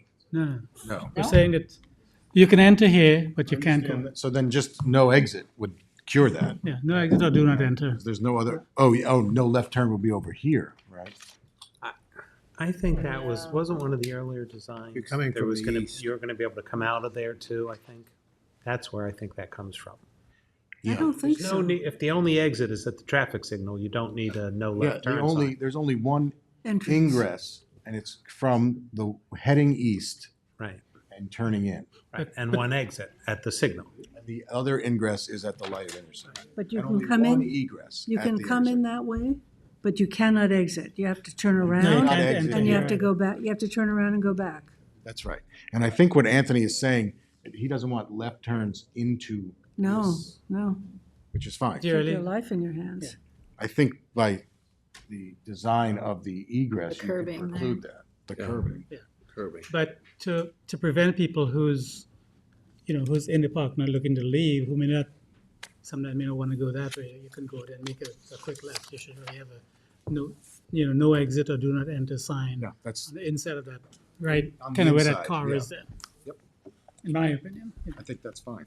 That's a good idea. Yeah, So- no exit, so I So added that that. fine, the no left, if you're correct, going west to keep them from going in there, I that don't know should be where you on. put that sign, though. No, well, you're Well, not, that's where but if you have a DOT. no exit or no do not enter sign, you don't need a left, a no Well, left. what Carl, I think, is pointing out his interpretation. I mean, if there was a car going west Oh, okay. and they tried to make a left in, have a no left I don't know that, here or somewhere. I But don't know, that's we our couldn't put it over interpretation. there. I think you'd Right. do it with curbing. No, the Just make it- Right. county wouldn't Yeah. allow, people do it all the time to get into the ice cream place, Carvel. Right. They make a left-hand But that's turn. one giant curb cut, right? This'll preclude Yeah, so that. this is going to be limited, right? My question is about the cars coming in from the new access. So they could come in there, right? And they can drive in here and purchase whatever. Then they have to turn around? Should we not say up there, no exit? Well, then you can't leave the site. But what do you mean to turn around, Jackie? People I'm to not exit sure at what the you. traffic light. So this car is coming in Yeah, and shops, yeah. You but they park- can't go out here. No. They right. have to turn around. Well, no, I mean, when you park here, you just reverse and go that way. It's not like a turnaround. You Well, park where and you then came go in. back the way you came Yeah, in. that's true. Just driving around the building, It's not- yeah. it's fully Yeah, encompassed. all right. Got it. How many parking spaces do we have? A lot. 1, 2, 3, 4, Hold 5, on, 6, there 7, should be a 8, parking spot. 9, 12, 13, 14, 15, That's three 16, here. 18. There's What a you got? ton- There's far in excess of what's required, And there's handicap, right? yes. All right, so Anthony's other question was cross-access. Oh, yeah, do we want With- future cross-access to the other sites? A covenant. We're having cross-access, they're providing the cross-access over adjacent properties, so we're having that be a cross-access easement. But do we want future cross-access from the site to everyone else on the north and east side? To the west, you Are they mean? all zoned the same? Yes. To the west, Claire? Yeah, let me just make sure my. Yeah, she's saying to the west. There's a private residence. Well, until we see the development, I don't think it can hurt to put it in. No. You may never Yeah. implement So it. you already have Right, it. so to we're the- going over 2 properties to get to the light, right? So there Yeah. will be a formalized cross-access designed for this. Yeah. Do we want future cross-access for future designs to the west and the south? It doesn't hurt to put it in. You don't have to specify Doesn't the have to location, execute it, right? no. Yeah, but if you go to the west, we don't want to encourage people to exit onto Montauk Cut. No, this at is all, just- right? This would be a tool that you would be able to use if the site came in for Development. its own development, right? It wanted to be, I don't know, whatever is permitted. in I would HB. say it's Yeah, good. you can't go back. So Future include it now. cross-access to the west and north. So this is all HB. Is that north or south? South. West I and mean, south. south. This is west, east. So south, so west and south. West and south. Okay. And the bike racks we covered, and the pedestrian walkway, Yeah, that is also a note, for the, Anthony's note. yeah, the pedestrian walkway. It's a note. I thought I saw that. It's on the G on page 10. Yeah, it's 2D. Two, 2D on the changes to the site plan.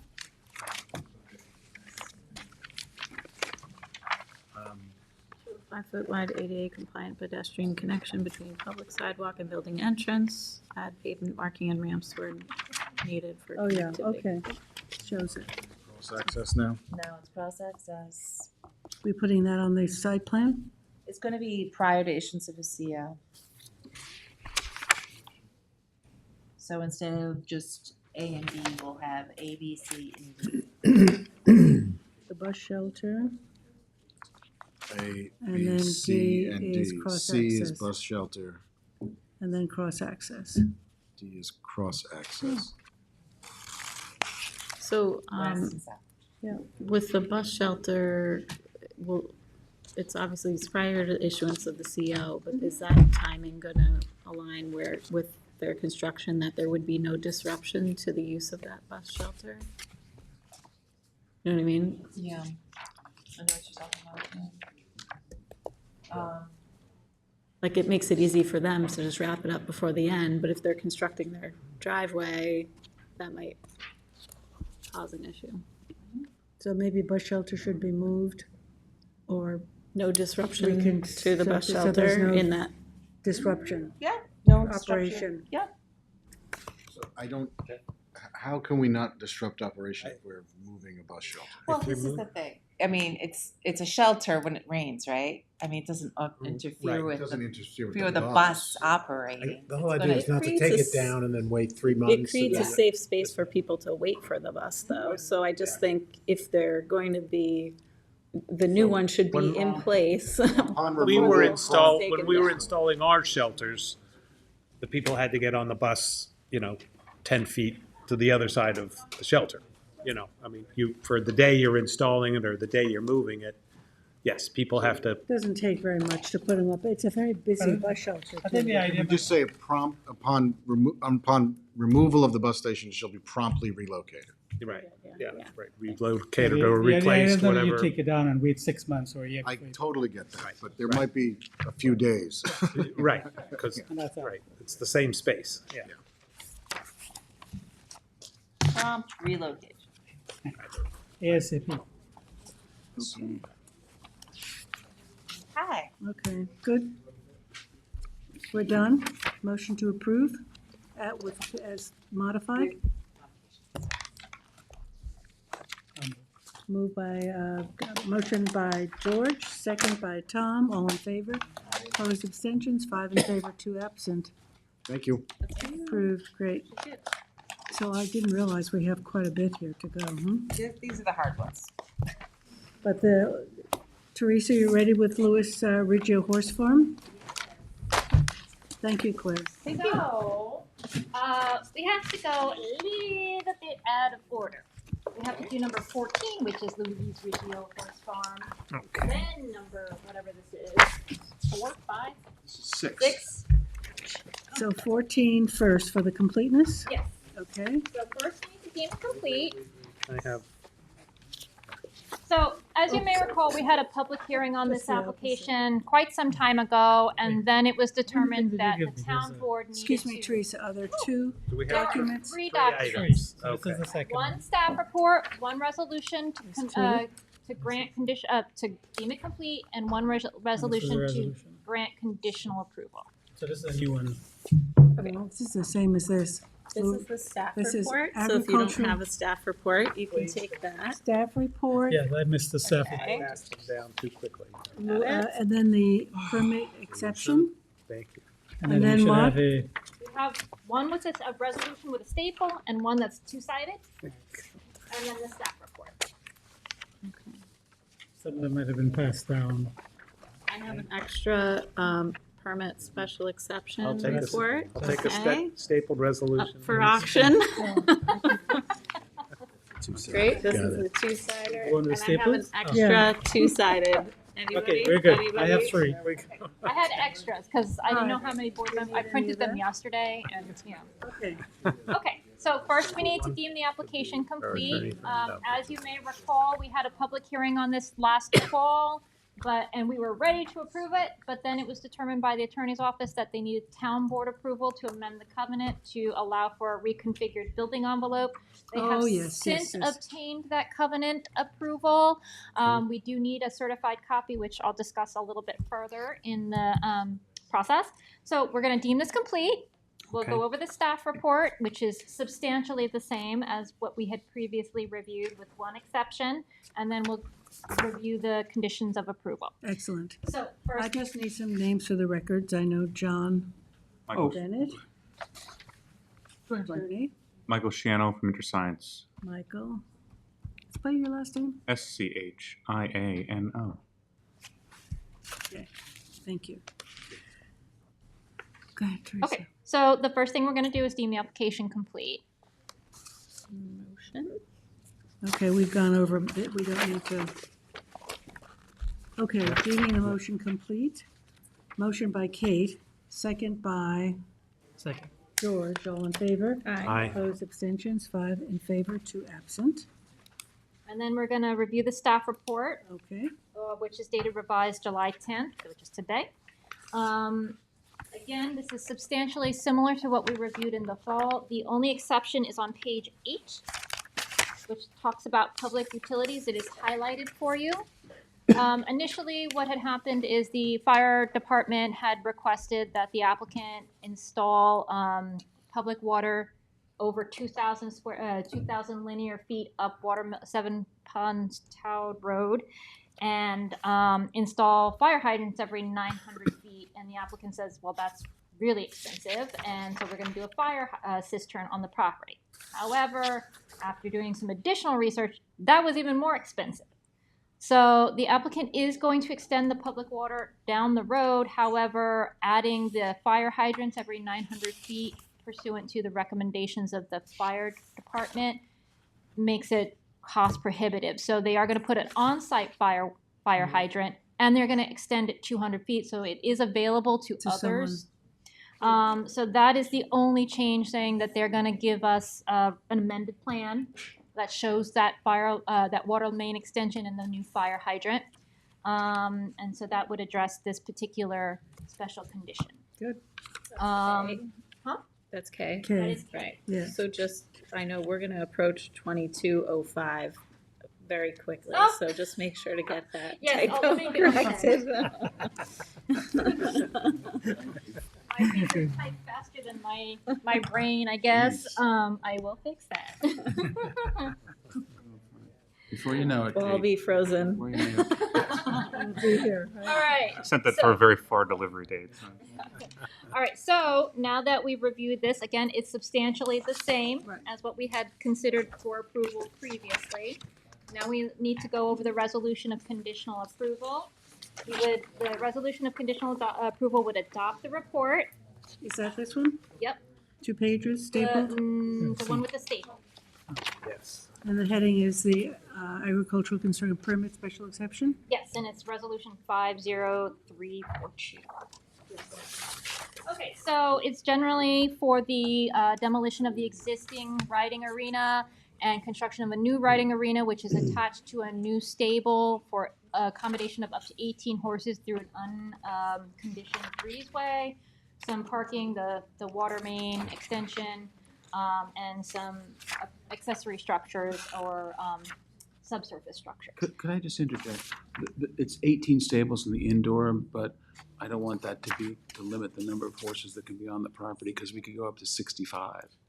Right, I think it's for 18 additional horses over what you have now. Oh, okay. I'll make sure I Yeah, write just make that in sure, there. Yeah, thank you. Okay, let me just see, Thank you, accommodate thank you. 18 additional horses. Thank you. So, condition number 1 would be to change the site plans for review, and the first one would be to revise it to identify the new public water line and on-site fire hydrant. I did forget to look. We did change the code recently with respect to lighting, so I need to confirm that the lighting is 2700K, which I think it is, because I think we had that discussion beforehand. So too, but but we'll confirm. yeah, so we'll confirm that. If it's not, then I'm gonna add that as a condition. And then those need to be submitted prior to signature. Also prior to signature, we need a copy of the recorded amended covenant identifying the revised building envelope, the standard conditions with respect to the affidavits, the submission of the additional prints, and final approval of the town engineering division prior to signature. And then there's the general conditions, meeting with the fire marshal, complying with the fire marshal requirements with the exception of the installation of the fire hydrants in the town right of way, meeting with the town engineer, completing various inspections in a timely manner, so on and so forth. And I did forget to add condition P, which is submission of a performance bond for the landscaping. So again, these are generally conditions that we had reviewed in the fall, with some minor modifications. They're in there, that's okay. Okay. Do you want to add the lighting as a condition if you want? I don't think we have the Yeah. info. We're pretty sure Yeah, it I'll does. just add it. Okay, and then, fine. Right, thanks. So I think we're ready to That's for approve it. that. Okay. Any questions? No? Okay, motion to approve. By Kate, second by David, all in favor? Aye. Opposed, 5 in favor, 2 absent. We're Great. done, yay, Thank thank you very you, much. thank you. I don't have a dog in the fight, but I was sad to see that there was a great possibility on the last application for a great synergy if the existing use has been retained, in addition to the new one added. Oh, Are you yes. making a joke? Is he making a joke? Yes. Frito-Lay. You have to, It's the Carvels there. Carvel, I know. I'm sad about the Carvel. Is the Carvel going to relocate? I don't know, but they could have, it would have it's a been good great synergy. Could happen still. We're doing a boost for Carvel to, but it was complete. Boost for Carvel, no question about it. Complete. That was fantastic. So we've done 6 and 14. Thank you. Thank you, Teresa. That was great. And since Anthony's not here, I'm taking over 26 Hillside. Hillside Road, today. okay. Okay. So that is the resolution regarding the staff report. Try Yeah, not let me give us one at a time. Right. I'm not going to confuse everybody here. I'm doing them slowly this time. One at a time. One at a time. Yes, okay, Not all that's together. because we're limited in our. Number 7 on the agenda. Oh, hand-eye coordination, we can only Take have this, one, there's more. one piece of paper at a time. There's a Efficient, I second have them sheet all coming. together. That's right. Should I recuse myself from this? This is my neighbor. We're on number 7? Yeah, I don't know, but you needed to, you What spoke number to is this Christine now? This about it? is- I have no issue, so Yeah. I'm fine with it. Thank you. Hillside Road. There's a resolution for this. Thank you. Thank you. Okay, Okay, Teresa. yay. So this is a 6.5 acre parcel located in Shinnecock Hills on Hillside Road. The applicant is seeking to subdivide into 4 parcels in the R60 zoning district. So each lot does demonstrate compliance with the requirements. They are asking for a standard plan for the 4. And given the irregular shape of the lots, the applicant needs to verify compliance with the minimum lot width in the R60 zoning district. Let's see. It's a type 2 action pursuant to SECRA. They would meet the minor subdivision criteria. It is generally compliant with the comprehensive plan and density standards. There is a park requirement under the town code. They would be required to provide an 8,712 square foot park. I can't really do that on this particular parcel, and there is no other adjacent parks nearby, so it is recommended that there's a fee in lieu of parks. So it's 15,000 per lot, times 4? Yes. And then a public hearing was held May 8th with a 10-day written comment period. Comments were received regarding the loss of large trees, the potential traffic impacts, and the density in the area. Because it is a 4-lot subdivision, it is not subject to Long Island Workforce Housing Act. And there were some comments from the town engineer, the conservation board, particularly with the trees, the Office of Fire Prevention, Fire District, and the trails. So on page 5 is the recommendations. Again, it's classified as a type 2 action pursuant to SECRA. However, the property is located in the New York State archaeological sensitive area, so a phase 1A architect and 1B archaeological report is going to be required. The final map must accurately reflect all site improvements.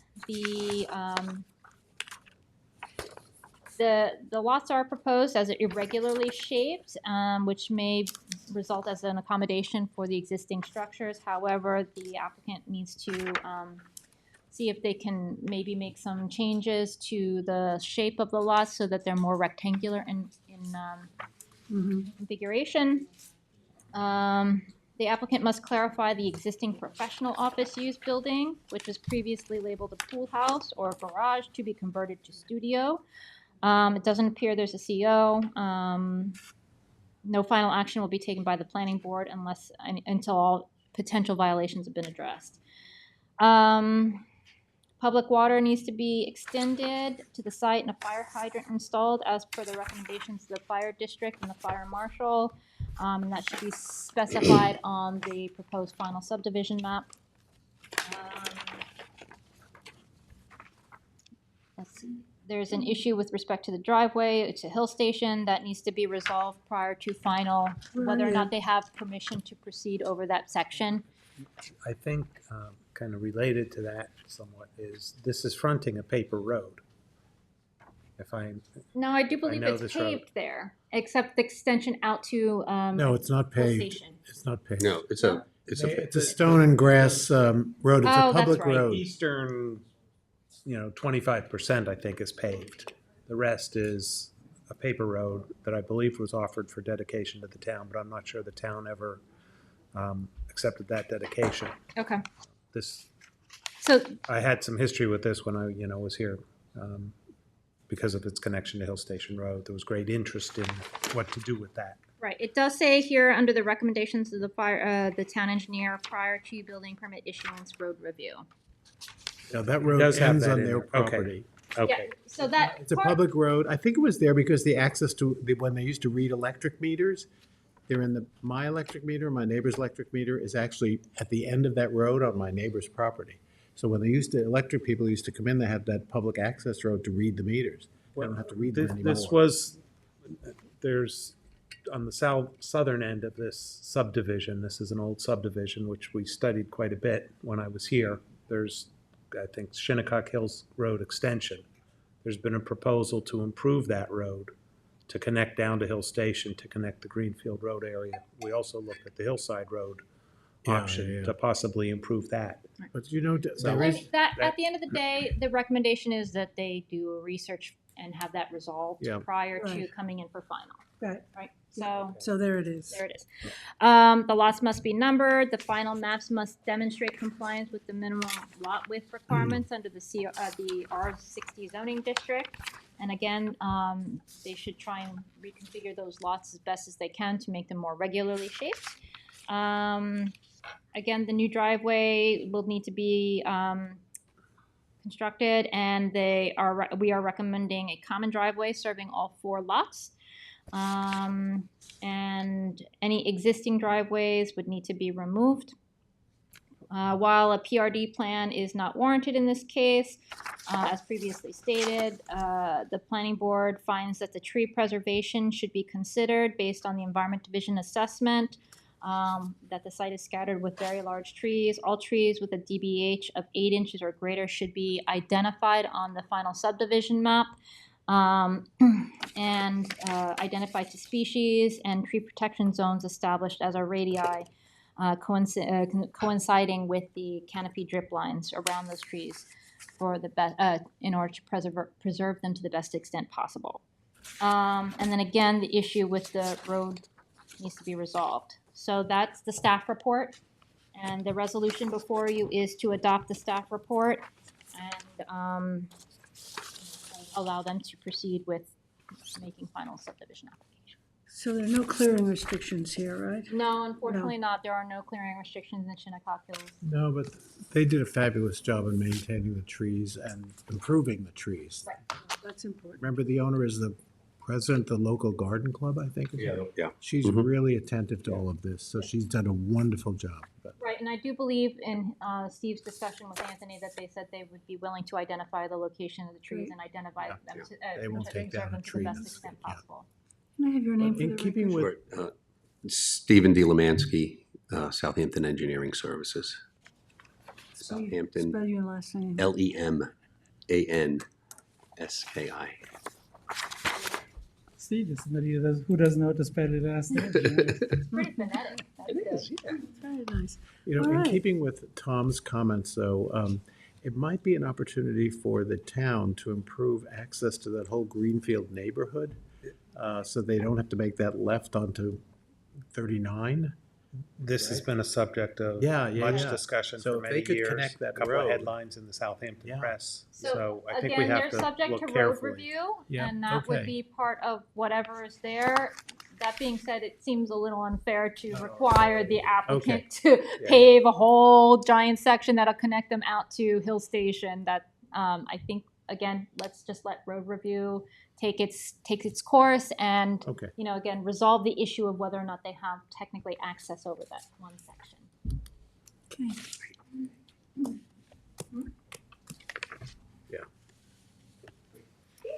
Okay. Okay. So we are making a motion to approve. Making a motion to adopt the pre-application report. Okay, motion to adopt the pre-app report by George, second by Tom. All in favor? Aye. Opposed, abstentions, 5 in favor, 2 absent. Thank you. Thank you, board. Thanks, Teresa. Yes. Brenna, you have 2 covenant amendments?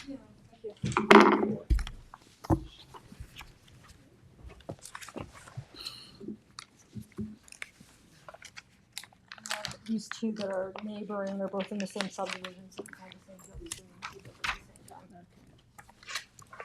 time. Thank you. There we go.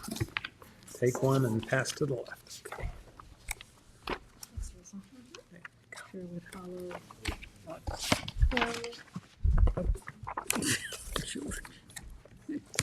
These are lots at Lot 10 11. Green Lane, or lot number 10 in the Sherwood Hollow subdivision, and then also, We have lot 11 and lot 12. yes, did I say lot 10? I'm sorry, it's 10 Ginny Lane, which is lot 11, and 1 Melissa Court, Which is lot 12. Just to confuse you further, I know. right? And lot 10 is number 12. Okay. So this is, it was a 19 lot subdivision that was approved in 1987. And they recorded covenants to limit community to 50% on all of the 19 lots. These are each roughly half acre lots. One is 0.53, the other is 0.62, the one on Melissa. They, the covenants state that if anyone wants to modify, there's a majority plus 1 vote. The applicants have requested 80% clearing where 50% is allowed. This is not in the APOD. This is a restriction that was put on at the time of the subdivision. Did you review the report that the planning board submitted way back in 1987? I did. As to why there was a Yeah, I limited. called through the archive files. What'd you find? there a couple things were mentioned. At the time, this was an entirely wooded parcel surrounded by existing residential development. So there were a couple of different report items. One of the comments included that it was to maintain the wooded character of the area, and then there was later a finding in the approval that called out for a buffering between lots, so to limit the clearing for the sake of buffering. Both lots have a existing clearing of 49.5%. I did go to the site and verify that, and it's mostly accurate. I think the one questionable area there's a thick batch of hedges along the rear property line of the lot that's closest to the lot that's on the corner. So that was the only potential question mark, because that was considered natural, where we wouldn't normally consider that natural. And then, but if you driving around, it was just very pleasant to be able to be in a neighborhood that was heavily wooded. There are some lots that have green lawns that may or may not be over cleared, but the general character is a lot of trees, lots of natural. And why do they want 80%? The owners are here. We could, I don't know if, I think it was just the letter stated to make the sites more practicable or usable, but I'll let them speak if you want. I could bring them up. Just one of you come up. You don't need. Well, it's two separate lots, right? Maybe you have two. Oh, you're two separate. Yeah. Okay, yeah. Come. Can you just zoom out so we can see what a neighborhood looks like a little bit? Yeah, that's what I was gonna ask, and just to The situate where it subdivision is. that kind of the red. Hold on, I'll put the subdivision. I have a layer small on, and then subdivision. we can kind of just show it. they're all subdivisions surrounding it, so it might not be. Have a seat. You can sit down. So this is Sherwood Hollow right here. This trapezoidal piece right here. Okay. So along the railroad track, down the center here, and then over. It's two different streets, but they're adjoining lots on the back end or something? Is that how this is working? Yeah, they're neighboring lots. Neighboring lots, yeah. What is the commercial lot to the southeast? Correct. Southeast, commercial lot here. Can I have your names for the record, please? Brian Pollock, 1 Melissa Court, Which one are you? Lot 11 or lot 12? lot 12. And your name, sorry, give me again. Brian Pollock, Poll. AK. Is that Gravel Hill Road? And I gotcha, okay. Frankston's Fuel and Company. are you lot 11? Lot 11, Mark Caltabiano, owner of, Spell the 10 Jenny last- Lane. Caltabiano. Great, thank you. Okay, Just so, wanted to add, it's not in the, property license, it's not in the aquifer protection overlay. So it's not like a water sensitive type area in any way. right, Are these new construction? No, built in 1988. Okay. Ours is the newest in the community, built in 1999, the last home to be built, and theirs is 88. Okay. so, the planning board typically does not put a covenant, restriction on property unless for a valid reason. And Prena did review it, and for those reasons, that they wanted to keep a wooded area and some buffering. We're not inclined to lift covenants if we don't have to. It requires a supermajority vote of the board. And so we do have two people who are not here. I'll let the rest of the board talk about it, but we're trying to save trees, not cut them down. Just Ed, I'm sorry, we Yes. own the property next door and we're planning on to make this one our primary. That would be 12 Jenny Lane that we own for the past 20 years, my wife and I, and my children. This is my daughter Erica, one of my 3 kids. And so we had paid at the time a gentleman named Sean Barron through Mike Benacasa, who was the supervisor, who suggested that we get someone to help us with it at that time. And we had went for the 75%, and the folks voted us in because the lots are not so large, and when you want to put a pool and a driveway, and a little garden, veggie garden, and you want to try to kick a soccer ball, I mean, maybe if you got an acre and you want to go 50%, I can see that. But on a 0.52 acre, once you put a deck, this and that, there's no real room to frolic around or have little things that you might enjoy. That's really why we're requesting it. What size are the lots? Mine is 0.52, just over a half an acre. Half acre? Yeah. I think theirs is point. 0.62? So they're about a half acre Yeah. each. Yeah, I mean, And the covenant that Mark is referring to, there was a covenant amendment done, that was in 2015 on the lot that's closest to that cul-de-sac, the one to the. 12 Ginny to the Lane. north. Yeah. So the property behind them. And the covenant was lifted on that? It was amended to be 25% instead of 50%. Yeah, my wife and I came before the board, and they all said There no haven't problem. been any others since or before then. There was a site Can we, clearing. does that show on that aerial? This is the lot here. And couldn't you just clarify that 25 to 50? Oh, it's up Wh- there. What was the original It was covenant? 80%. 50% original. 50 on We're that? requesting 80 now.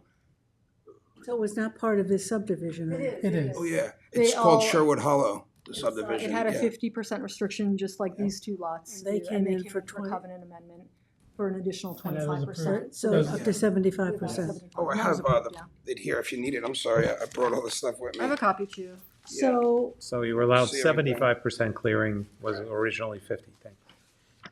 If you want to maybe pass it around.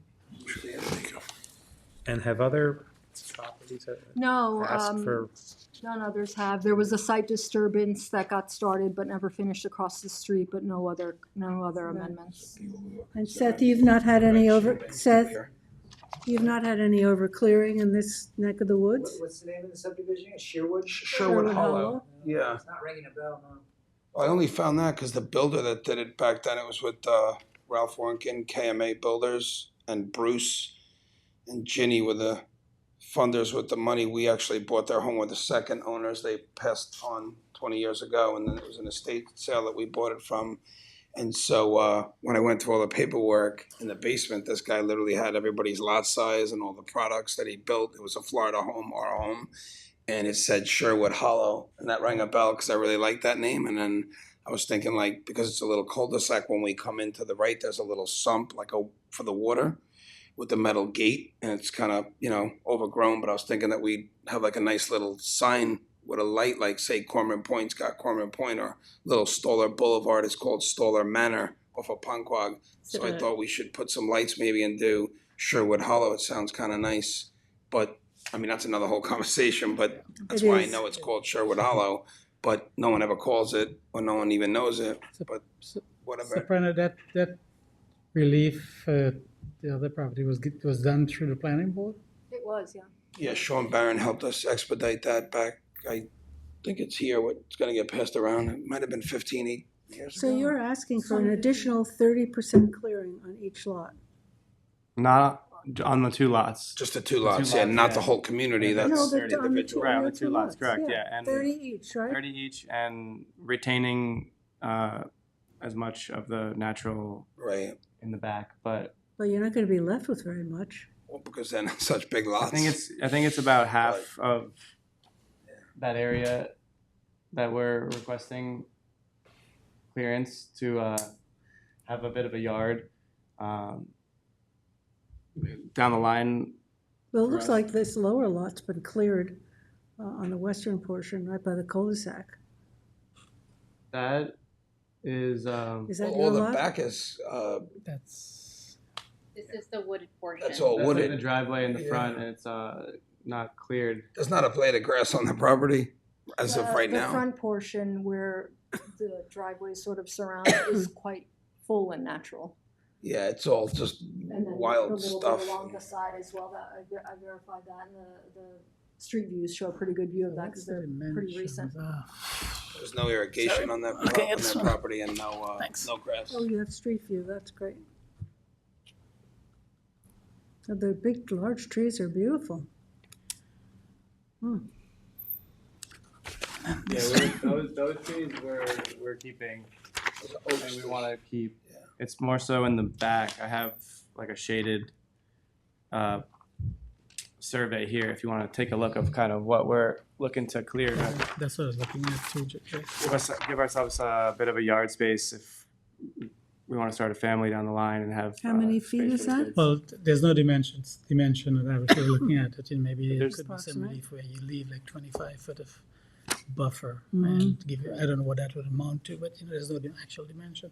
This is 70 feet from the edge of the building to here, so. Looks like 35 feet. So about, 25 feet. I live close by to the, so hi neighbors. I've seen along in the area south of Montauk Highway, there are no clearing restrictions, and Great point. a lot of homeowners come in and just decimate the whole coverage. I personally wish I lived in a neighborhood that had 50% covenant. I think it was very forward thinking when the neighborhood was created to establish that. And for some people, it's an advantage, and for some people, it's a disadvantage depending on your lifestyle. But I wouldn't support lifting the covenant. I understand your perspective, but I think it's an important measure, for community character. Granted, it's not located adjacent to water, but everything does flow down to the bay, and I see that, in the area. So if there was a significant hardship, I think that's one thing, with the lot size or, but in this case, it's not a hardship, it's a preference. Well, so we enjoy the natural forestation as well. We like that it's a buffer between the different neighbors, and we get our privacy, and we also have natural forestation. We enjoy the animals and everything. But as you see, it's up against the pool, and if we have kids down the line, we don't want them to be hanging out so tight around the pool, and there could be a safety issue there. So we're not asking for full clearance. We just want to have permission. We're just asking permission to back off in What that would area. a site plan that was 65% versus 80 look like for you? I'm just saying, like 65 would be better. That's better, yeah. I support that. I'm with you, Kate. to make a compromise, but I just think it's there for a reason. Yeah, maybe we could do I something. think you talked about there being a lot of brush there. Yeah, there is. Can we define it in a way that preserves all the big trees? Well, I mean, I just think we have to give. It's a clearing limit. We would give a clearing limit, and we would want some Unless you fencing. want to see the trees identified in advance of voting, I don't know. Project limiting fence. I mean, It's walkable from there. Excuse You have a us. soccer pitch that's community maintained. right, I tend to, Like, I agree with you, Kate. Yeah, I'm I very, wouldn't support it. I don't think- I'm not, I'd have to really think about it. I'm not, It's unfortunate, yeah, because again, if you want to do a veggie garden, you want some full sun and things in the backyard and kick the soccer ball with your kid and have two nets, you kind of can't even do it on your own property that you're being taxed 10 to 12,000. Right, and your taxes are going into the high school that going you can higher and walk higher. to from that You location. should be able to use your own property, I and if you don't understand all want to go that. to the high school, but can you please just speak one at a time? Yeah. One at a time. Yeah. You're, I was saying we enjoy the naturalness of all of it. We don't want to clear it out at all. We're coming here asking for permission just to have, like you said, the 65 we'd be happy with. We just want to. that's a 10% increase over, you have 50? 15. We go to 60. That's Or 60. That would be fine with us. Like I said, we just want to be How able do to you have feel? a little bit of a yard. Let me just pull the board. George, Tom? I'm fine with that, George because asked, but- I think you could also be creative a little, because like, you look at this property here where, there's a second driveway which really doesn't need to be there, that can certainly be used, converted to lawn. Oh, right.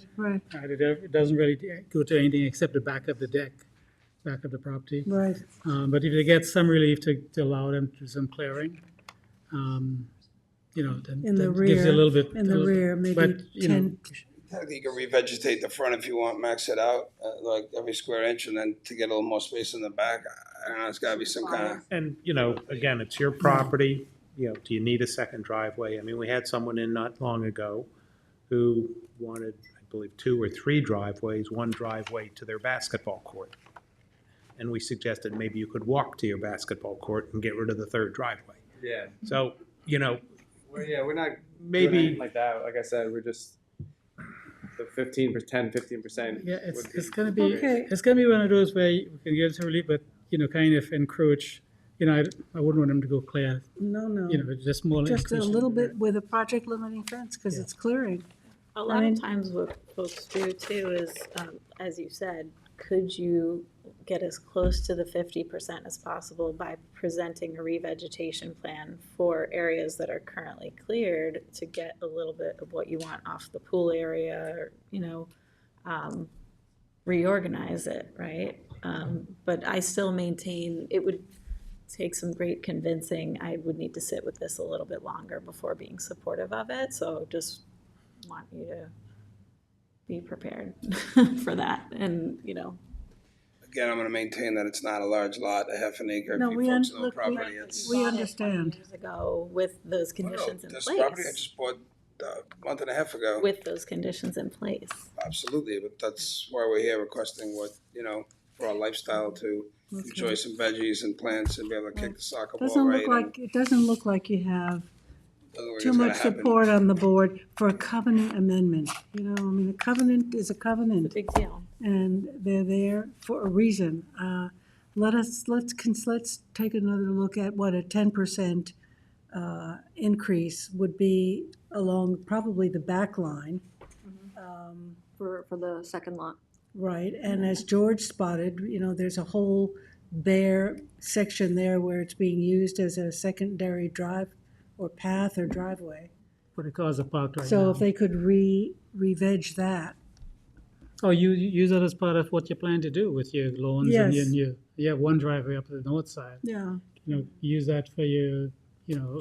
Whatever that is, for if you can, lawns or if you your can vegetable calculate garden. that. That's pretty clear Right. data for a vegetable garden. I have- Seth, what would they just calculate what that area would be? Certainly draw a new line at 60% and, you know, and progressive to 65% clearing, and that way you can decide on which one that's fitting their desired design plan. And what about using the portion that's already cleared? Certainly is an avenue. it's cleared for already. revegetation. So we can, it's cleared we can have already. a sort of a proposal survey done and have the board look at that. Oh, and Kate brings up a good point, because it's the character of the subdivision, and that's That's what right. everybody bought into. Would the board want a public hearing? Let's see what we're looking at. At that point, I'd be out, cause I'm not, yeah, I mean, I just, it's not, for me, like even a 10% is just, yeah, Not for you. not, yeah. I just have a question. I But know. Whatever they feel, that's almost we not bought- worth the effort. We bought this home from an elderly woman who I don't think she went out into the yard much, or used the pool much. But as far as safety concerns go, because we're new homeowners to this home, along the pool there, that's the area that we want to push back to create a little bit more yard. Do you guys see by looking at that is a safety issue, or? Do you have it fenced? Is it fenced? Yeah. Yeah. But I'm saying the pool, the natural forestation comes literally right up to the edge of the pool, Mhm. maybe 2 feet from the coping of the pool. So Well, you got ticks, you got the sunlight in the pool, those are the issues that you really wanna clear someone back. swimming in the Mold pool, over do you your guys house. because I know I mean I looked up reasons to when you propose these type of things, and safety was one of the ones that was mentioned. And Why don't you draw a plan? I think that would be the best. Show a proposal. 60% clearing. And if we were to increase it by 10%, Mhm. that's That could be 2,000 that- square feet. And that's That's behind that- your pool area. You can kick a soccer ball around Right. and that's what we're looking for to get. I mean 10%. Okay, so that's just on what, your lot 11? No, it's lot 12. Lot 12, okay. And you're not interested, right? At the moment, no, yeah, it's just wouldn't really be worth it, but I'll see if my And I wife will has say, another, you know, there my are- wife's out of the country, so I'll let her deal with it at that point, yeah. I know what you folks, but I know, you know, It's several of us frustrated, yeah. live on properties probably about that same size. Some of us have clearing restrictions on our properties too, so it's not that the Right. folks here have big estates and, you know, don't have to worry about this stuff. But, you know, we do, in our own ways, find ways to deal with, you know, clearing restrictions on properties that we live on too. And so, you know, I don't think we're insensitive to what you're saying, but it's something we're trying to balance with Well, and there's the covenants community that we character. deal with on a much bigger level, right? You have a horse farm with lots that were created adjacent to the horse farm, and then violations that were made by the farm that are impacting those people who are protected by those covenants. So that planning mechanism that was put into place, and the reason why the covenant was put into place was for a good reason. All the other neighbors there are counting on that as the right for what they bought into. You bought into it and you don't agree with what you bought into, and so you're asking for relief on that. But it does impact the majority, a big majority of the rest of the neighbors. So Well, those are looking the at it. things that we have to look at in terms of the, you know, the intent behind the original declaration or covenant that was put into place, and, you know, where we are now and what the circumstances are. And in fact, you know, as Kate said earlier on too, that this actually was very forward thinking of the board. In fact, we have been talking over the last 2-3 years about actually finding ways to protect vegetation on property now where it's not in an APOD.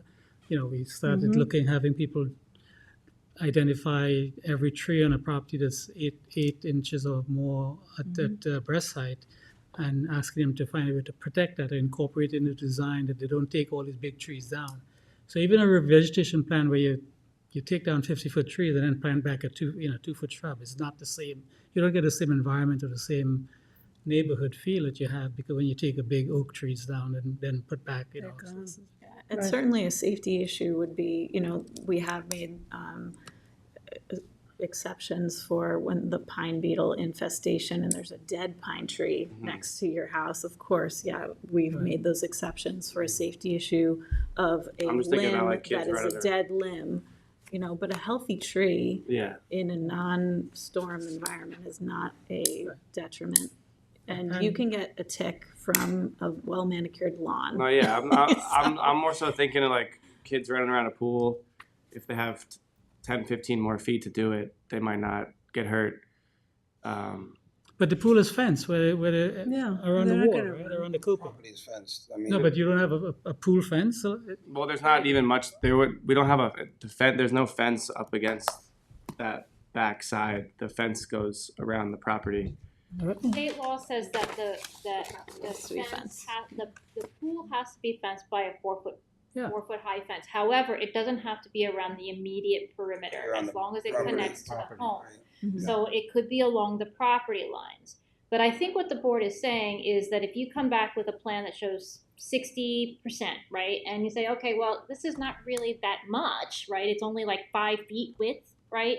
You can say, okay, well, if we give you this area next to the driveway up here and we get rid of this circular portion of the driveway, and that gives us another 10 feet back on the backside, that might be something that they might be willing to consider. So you might want to come up with 2 different plans to say, okay, this is 60, and then this is 60 plus revegetation to get us a little bit more space. That's something that the board can consider and say, okay, we like this plan, or this, let's compromise somewhere between the two or something like that. I think they're not unwilling, it's just that we got to be a little creative. Yeah, I think staff can also refer you to landscape designer that can really look at that, because we do see it a lot where, you know, somebody says, oh, I need to have a little bit more space on this side. Can I revegetate this side so I'm still meeting my 50%, or, you know, like you just show them. Unnatural, like if you plant stuff, isn't that unnatural compared to the natural like forest that's They'll there? make you put back native species back in there. That's what thing I want you to do. It's like bayberry, sassafras, things that were already in the area. Exactly. Yeah. Revegetate with the No native. ornament. I mean, I just, as a last note, and then we have to move on. I mean, the value of trees really needs to be looked at. We're working on a tree ordinance to preserve what's left. I mean, they are carbon trapping mechanisms. Your kids are living in a very healthy environment here. You're very lucky to have trees like this. Do agree on that, Very, 100%, very but lucky. trying to utilize the property for your And personal enjoyment. well, you might be Tough, able to yeah. utilize that. Creative. Yeah, You can do it. yeah. You can All do right, that so with a creative plan. come back with something, work with Brenna, and we'll see what happens. Sounds Okay? good. Thank you. Thank you. Thanks for coming. Yeah, thanks for your time, appreciate it. Thanks for coming in. All right. That's for, Oh, these are for the file, I need that. These are the two, did you bring some too? I gave that back to you. Oh, I think Something up there, what is it, much 8.5 by 11 with like a sketched area? I might have it. yeah, I didn't know. Oh, what, the hand sketched one? I don't have Is that. that the one with the shaded area? Or maybe, No, I don't George have had it. No, Is this, It's and it's, you guys can keep it. It's not a. no, I know, I saw Here it. it is. There Right it here. is, yeah. So put some measurements and what have you. Yeah. I can All right. you guys out. Brenna can help you. All right. Cool. Brenna, are you going on to David Goodman? Have a good day. Take care. Thank you. Thanks a lot. Guys.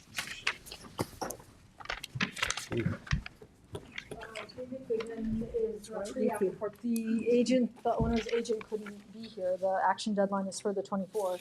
So I could just distribute it today, if that's all right with. Sure. Anything you need to say about it? I mean, this is the one with the density incentive provision, so, it's the one next to Mickey D's Deli. Oh, that 3-lot subdivision, right. So I filled out, some recommendations, but ultimately, they will need, Suffolk County approval. So they're really gonna have to hone in on development rights that are required to offset the density, and also what the county is identifying, what's existing.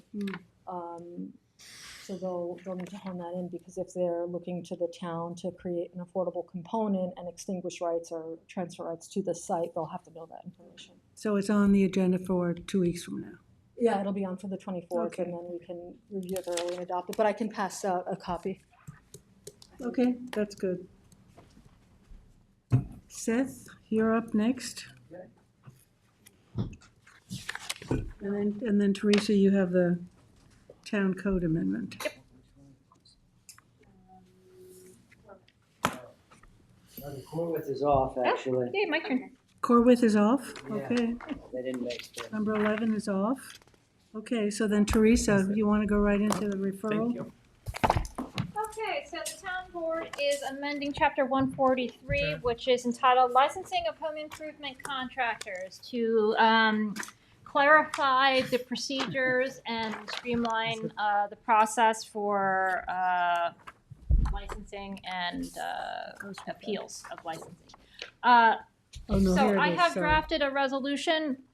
The planning board doesn't really have any purview and review of licensing, so I just drafted a resolution saying you have no comment to offer regarding the proposed amendments, as it's not the purview of the planning board. Was the licensing review board dismantled?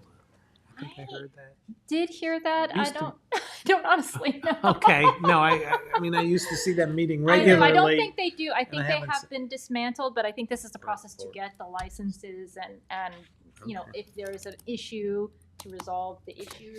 But again, the planning board doesn't really have anything I to would do just with say, that. like, in terms of implementation, we've now put conditions or, notes on the site plans for overclearing, and that's a consistent issue.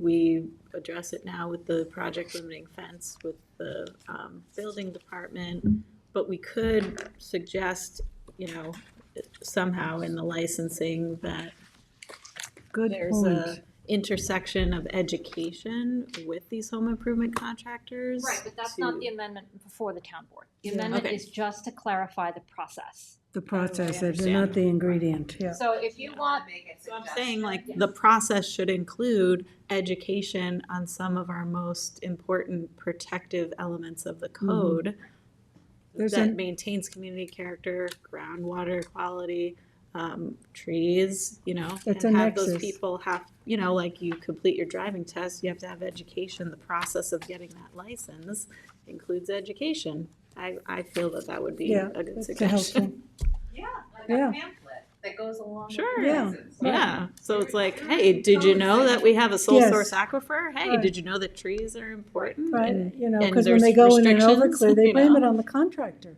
Right, East Hampton requires a 10-hour training for your home improvement. yes, put that, All right, Okay, well, so I'll amend this so to say the education planning as to board, the planning, the you planning know, board recommends a minimum educational requirement be included in the process. to understand, I've been told that Southampton Town is the only Critical town to on Long understand Island that doesn't. to understand our needs, you know? Okay, so can I suggest, Yeah, my suggestion is she adopts this yeah, as is, and then writes us a resolution, suggestion resolution relating To the to town for licensing. licensing. okay, Good. So a second resolution right. recommending, Education educational requirements. yeah, maybe requirements, look at East Hampton, we might yeah. adopt their track. Educational And training. and other, But for all licensed, not only home educational improvement, requirements for but licensing. contractors, is there a general license for contractors as well, separate from home improvement? I don't know. home improvement. Well, and- it says and home improvement I contractors. think, Yeah. I think there's a Plumbing county license. electrical license Right. requirement. Right. There's a, right, and It's the only one.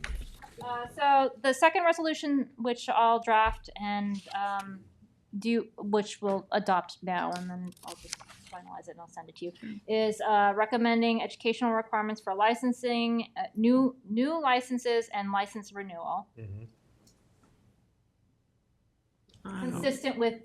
consistent with other municipalities. right. Yeah, I mean, I think you can be Such as- specific, Yeah. Yes. educate them about the planning Right, process, planning. critical elements of the code intended to protect natural resources and community character. Right, that's good enough, that's Yeah, I think broad, that's broad good. enough. Landscapers are required to have a home improvement license. I don't know if Okay, that might be a consideration that consistent They with should other have- municipalities. Do you have the language on topics, critical elements of the code intended to. Oh, we can work on the language too. You don't have to adopt Yeah, it today. right. Yes. Just Yeah. Give it some thought, and Mm-hmm. we can bring it up for the next meeting. Because home improvement contractors, does that include Landscape. masons? I mean, who all Yeah, does it who- include? who We're are they? I talking don't plumbers, Yeah, maybe we could have a Drywall, mini you work know. session just to understand who's included in Right. this we definition. don't know a lot about and it. then- Safety training is something, and that Yeah, may not be and- appropriate and to here, say- but I safety agree training is something with I've Kate, heard a lot To about. just say educational requirements, you had, might really need to be specific to the issue that we see here That that we we want to bring see. to. It has to be relevant to the planning issues. We're gonna have to read chapter 143. Oh, my God, right, in our spare time, right? So let's adopt the first. Motion to approve by Kate, second by George. All in favor? Aye. Opposed, abstentions, 5 in favor, 2 absent. So that's adopted, Teresa. And then you'll draft something else. Seth, Vanderbilt Park. Yes, so there is a request before the board at 9 Columbia, situated in the Vanderbilt Park, map number 655, section 6 and 7. This is a code amendment to an old filed development map. They would like you to open the map, or the map is open. They would like you to, they are putting in a request to divide this 9 Columbia into 2 different parcels. Their submission, I can get into it in depth, but it's incomplete at this time because there's a special code for our consideration of these types of development actions, which requires that the planning board has the entirety of the development map in front of them so that they consider what's been done in this map, in that section, and how the ramifications Exactly. throughout the other. Is it a sending site or a receiving site? So this was a already considered a development parcel, but oversized. Yes. It's 51,000 square feet, and technically you can develop a parcel as small as 10,000 square feet if you have the development credit. If you bring If you credits bring in. credits. So in this case, they would be splitting this into 2 lots. One lot would have to have some development credits to be transferred in for it to facilitate another one. The map has about 10 development parcels in it. It would was opened in 2018, and this would be an amendment to consider an additional lot in there. It makes sense because there's infrastructure, and these are normal size lots, and there should be credits in this There will be credits. area to be able to transfer in. So he just needs to. This is a newbie, a person who doesn't know the process. He just needs to provide a map for your consideration. There'll be a public hearing, Yes. and then you Right. can amend it if you think it's wrong. It does meet the basic. So you have the full map of the old Yeah, file they map? sent in a standard kind of subdivision map, and I had immediately thought, okay, I was doing a subdivision, but this is An old file. much different, Old old file map. filed. Yeah. And we had sent him an idea of what was done in another section of that map, that they're Right. going to submit a new, larger overview of what they're trying to achieve. And is that lot that big lot to the left? Yes. Is that the lot that's gonna be under consideration at some Right. point too? Right. Taking access off that road to the top. Yep. And this lot, and I know we're early in the process, but if it's 50,000 square feet in an R40 zoning district, you'd be creating 2 substandard lots, right? Right, but they're not That- substandard in the idea that they're Old file map. old file maps. 'Cause they're old. And so when you do That- that, it would be it's an old file map approved section. There's a certain Right. thing and. Some different rights. criteria. You have to bring development When rights. your credit comes in, it's like you're doing a cluster. You're Okay. clustering the map, the development from one area to another. That doesn't have the infrastructure to develop it. It's in this case, they would need about 29,000 square feet of development rights. So about 3/4. Okay. Where do they get that from? Another Mr. Gaza? another old file maps. Do you see that there's old file maps in this area? A lot of it's developed, but there are other areas. But there are credits in West End. Whose application is this? This is Miss Amy Martz, and Ted Martz is the husband, I guess, trying to navigate this. Okay. Or father, excuse me. Claire, do you have anybody on staff who's specializing in old filed maps? We still have Dave. Davis. You need to get somebody else trained up. Yeah. So 'Cause Anthony it- and I are doing old file maps. Okay, because and it's a real we're- specialty. We're Yeah, guiding. yeah. So I can tell you 243 -3 is the code that I'm familiarizing myself with. It's a whole nother realm of the planning division's work. So at any rate, at this point, we don't have to delve too deeply as So it is this- incomplete. Okay, so motion to deem this incomplete Motion. by George, second by Kate, all in favor. Aye. Opposed, abstentions, 5 in favor, 2 absent. First Blue East, Claire. You have your other one?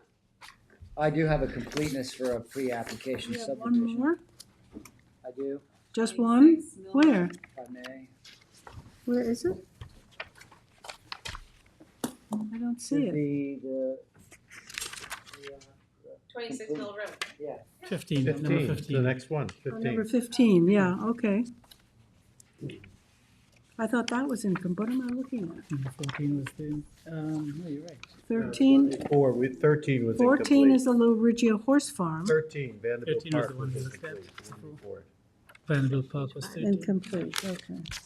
13 was incomplete. Okay, so number 15. So now you're on 15. Now I'm at 26 Mill Road. This was part of a subdivision map of Ann Polion and Helen Palmer, Division 2. This is a 92,000 square foot lot, 2.13 acres in the R40 zoning district.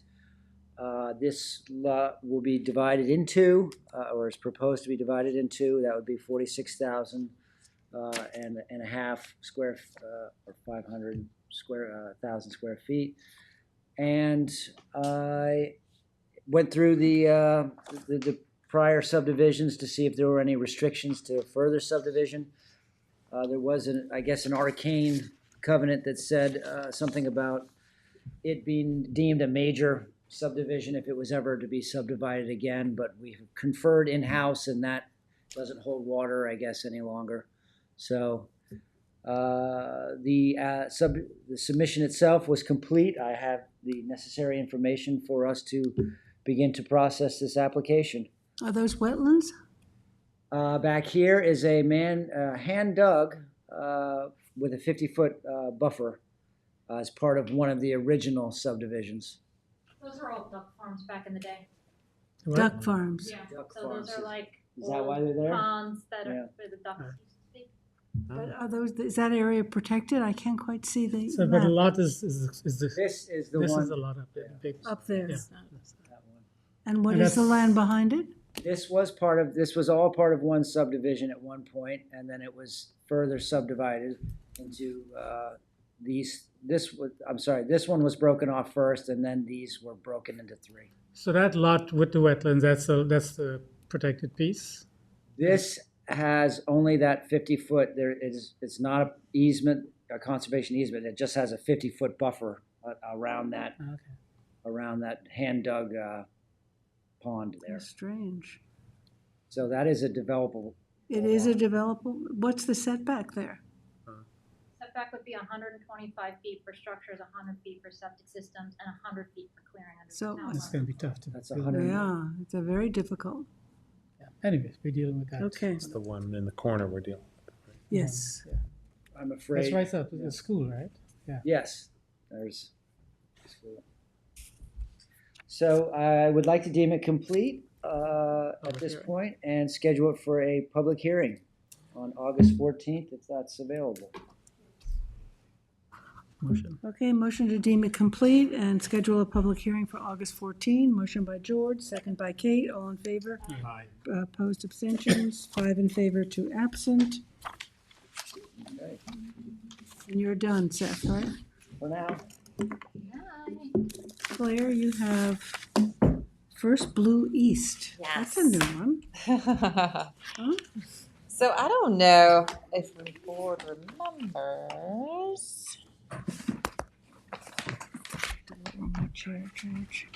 Going down? or- Yeah, just down a little bit. Scuttle Hill Road is a horse farm that's pretty visible as you go. It's in Bridgehampton. Yeah, totally need to It's rest the got feet on the many ground. names to it. It was originally approved under Scuttlebutt Farms, and then it became Jolie East, and I don't know, lots of people have owned it. Where is this? Scuttle Hall. Scuttle Hole. You're in Bridgehampton. mhm, You're almost, you're Yeah, yeah. almost to the turnpike. South of the Fair Hill subdivision. Okay, south of. Okay, right. Right. So the application is to build a tennis court accessory to the horse farm. And I say no way. Yeah, I mean, The it's tennis strange. court doesn't Is that strike right? me as accessory to a horse farm. but- And is that an agricultural use? But it's an ag overlay district, it's aquifer protection overlay, and And it's all of that. I mean, it is, the easement's a little funky, and it does say recreation, but that's not recreation. That's a structure. I think they run a That pony, interferes with the horse farm, as far I as think I'm they run a pony farm out of there. Probably. So maybe they want to give tennis lessons See their as well. signs, right. They have their Their signs stuck in the are posted ground. right there. Right. Deem Right. it incomplete. I think It's the some use lines is that not make the permitted. best in the school. So I have a resolution. So you gotta think about it. Creative But can't we thinking. just say that? The planning board finds the tennis court is customary accessory to a single-family residence and not accessory to a horse farm, not permitted unless otherwise determined by the chief building inspector. Okay. And it's incomplete. Right. That's what I have. So this is gonna become a Okay. day camp. I know. So motion to deem this incomplete Motion. by Kate, second by David, all in favor. Aye. Opposed, abstentions, 5 in favor, 2 absent. Okay, Watermill Building Supply. This is, I forgot, we had done the We had them subdivision last as an week, yeah. incomplete last meeting. I forgot that they'd also submitted a site plan application, and that also needed to be deemed incomplete. I just like to cross Okay, everything off. So we're deeming that application incomplete also. incomplete, Watermill, motion by George, second by Tom, all in favor. Aye. Opposed, abstentions, 5 in favor, 2 absent. You're doing Wilderness Trail for Anthony? Yes, 2-week extension till July 20. August? Oh, just for To July Number 24? 18 there. 24, is it? 24th, yes. Motion by Kate, second by David, all in favor. Opposed, abstentions, 5 in favor, 2 absent. 9/11. Another extension Yep, until August 28th. to August 28th. Motion by George, second by Tom, all in favor. Opposed, abstentions, 5 in favor, 2 absent. NRP, 2 site plans, they have 90 days to submit plans, so they have asked for an extension until October 23rd. To October, on both of them? Yes. So 20 and 21, you want separate motions? Yep. So 20, an extension, lot 1, NRP holding. Motion. Extension to August 23rd, motion by George, second by Kate, all in favor. Opposed, abstentions, 5 in favor, 2 absent. 21, NRP holding lot number 2, extension to October 23rd, St. Clair. Motion by Kate, second by George, all in favor. Aye. Opposed, abstentions, 5 in favor, 2 absent. Number 22, National Golf Links, Two-year Turfborn. extension for the site plan approval. It's what, Claire? 2 years. 2 years. Oh, 2 years, Yeah. okay. 2 years since the original approval. They haven't built it yet, but they're gonna start soon. 2 years They need extension. 2 years. Motion by Kate, second by George, all in favor. Opposed, abstentions, 5 in favor, 2 absent. Motion to adjourn. Motion. Motion by George, second by Kate, all in favor. Opposed, abstentions, 5 in favor, 2 absent. We are adjourned.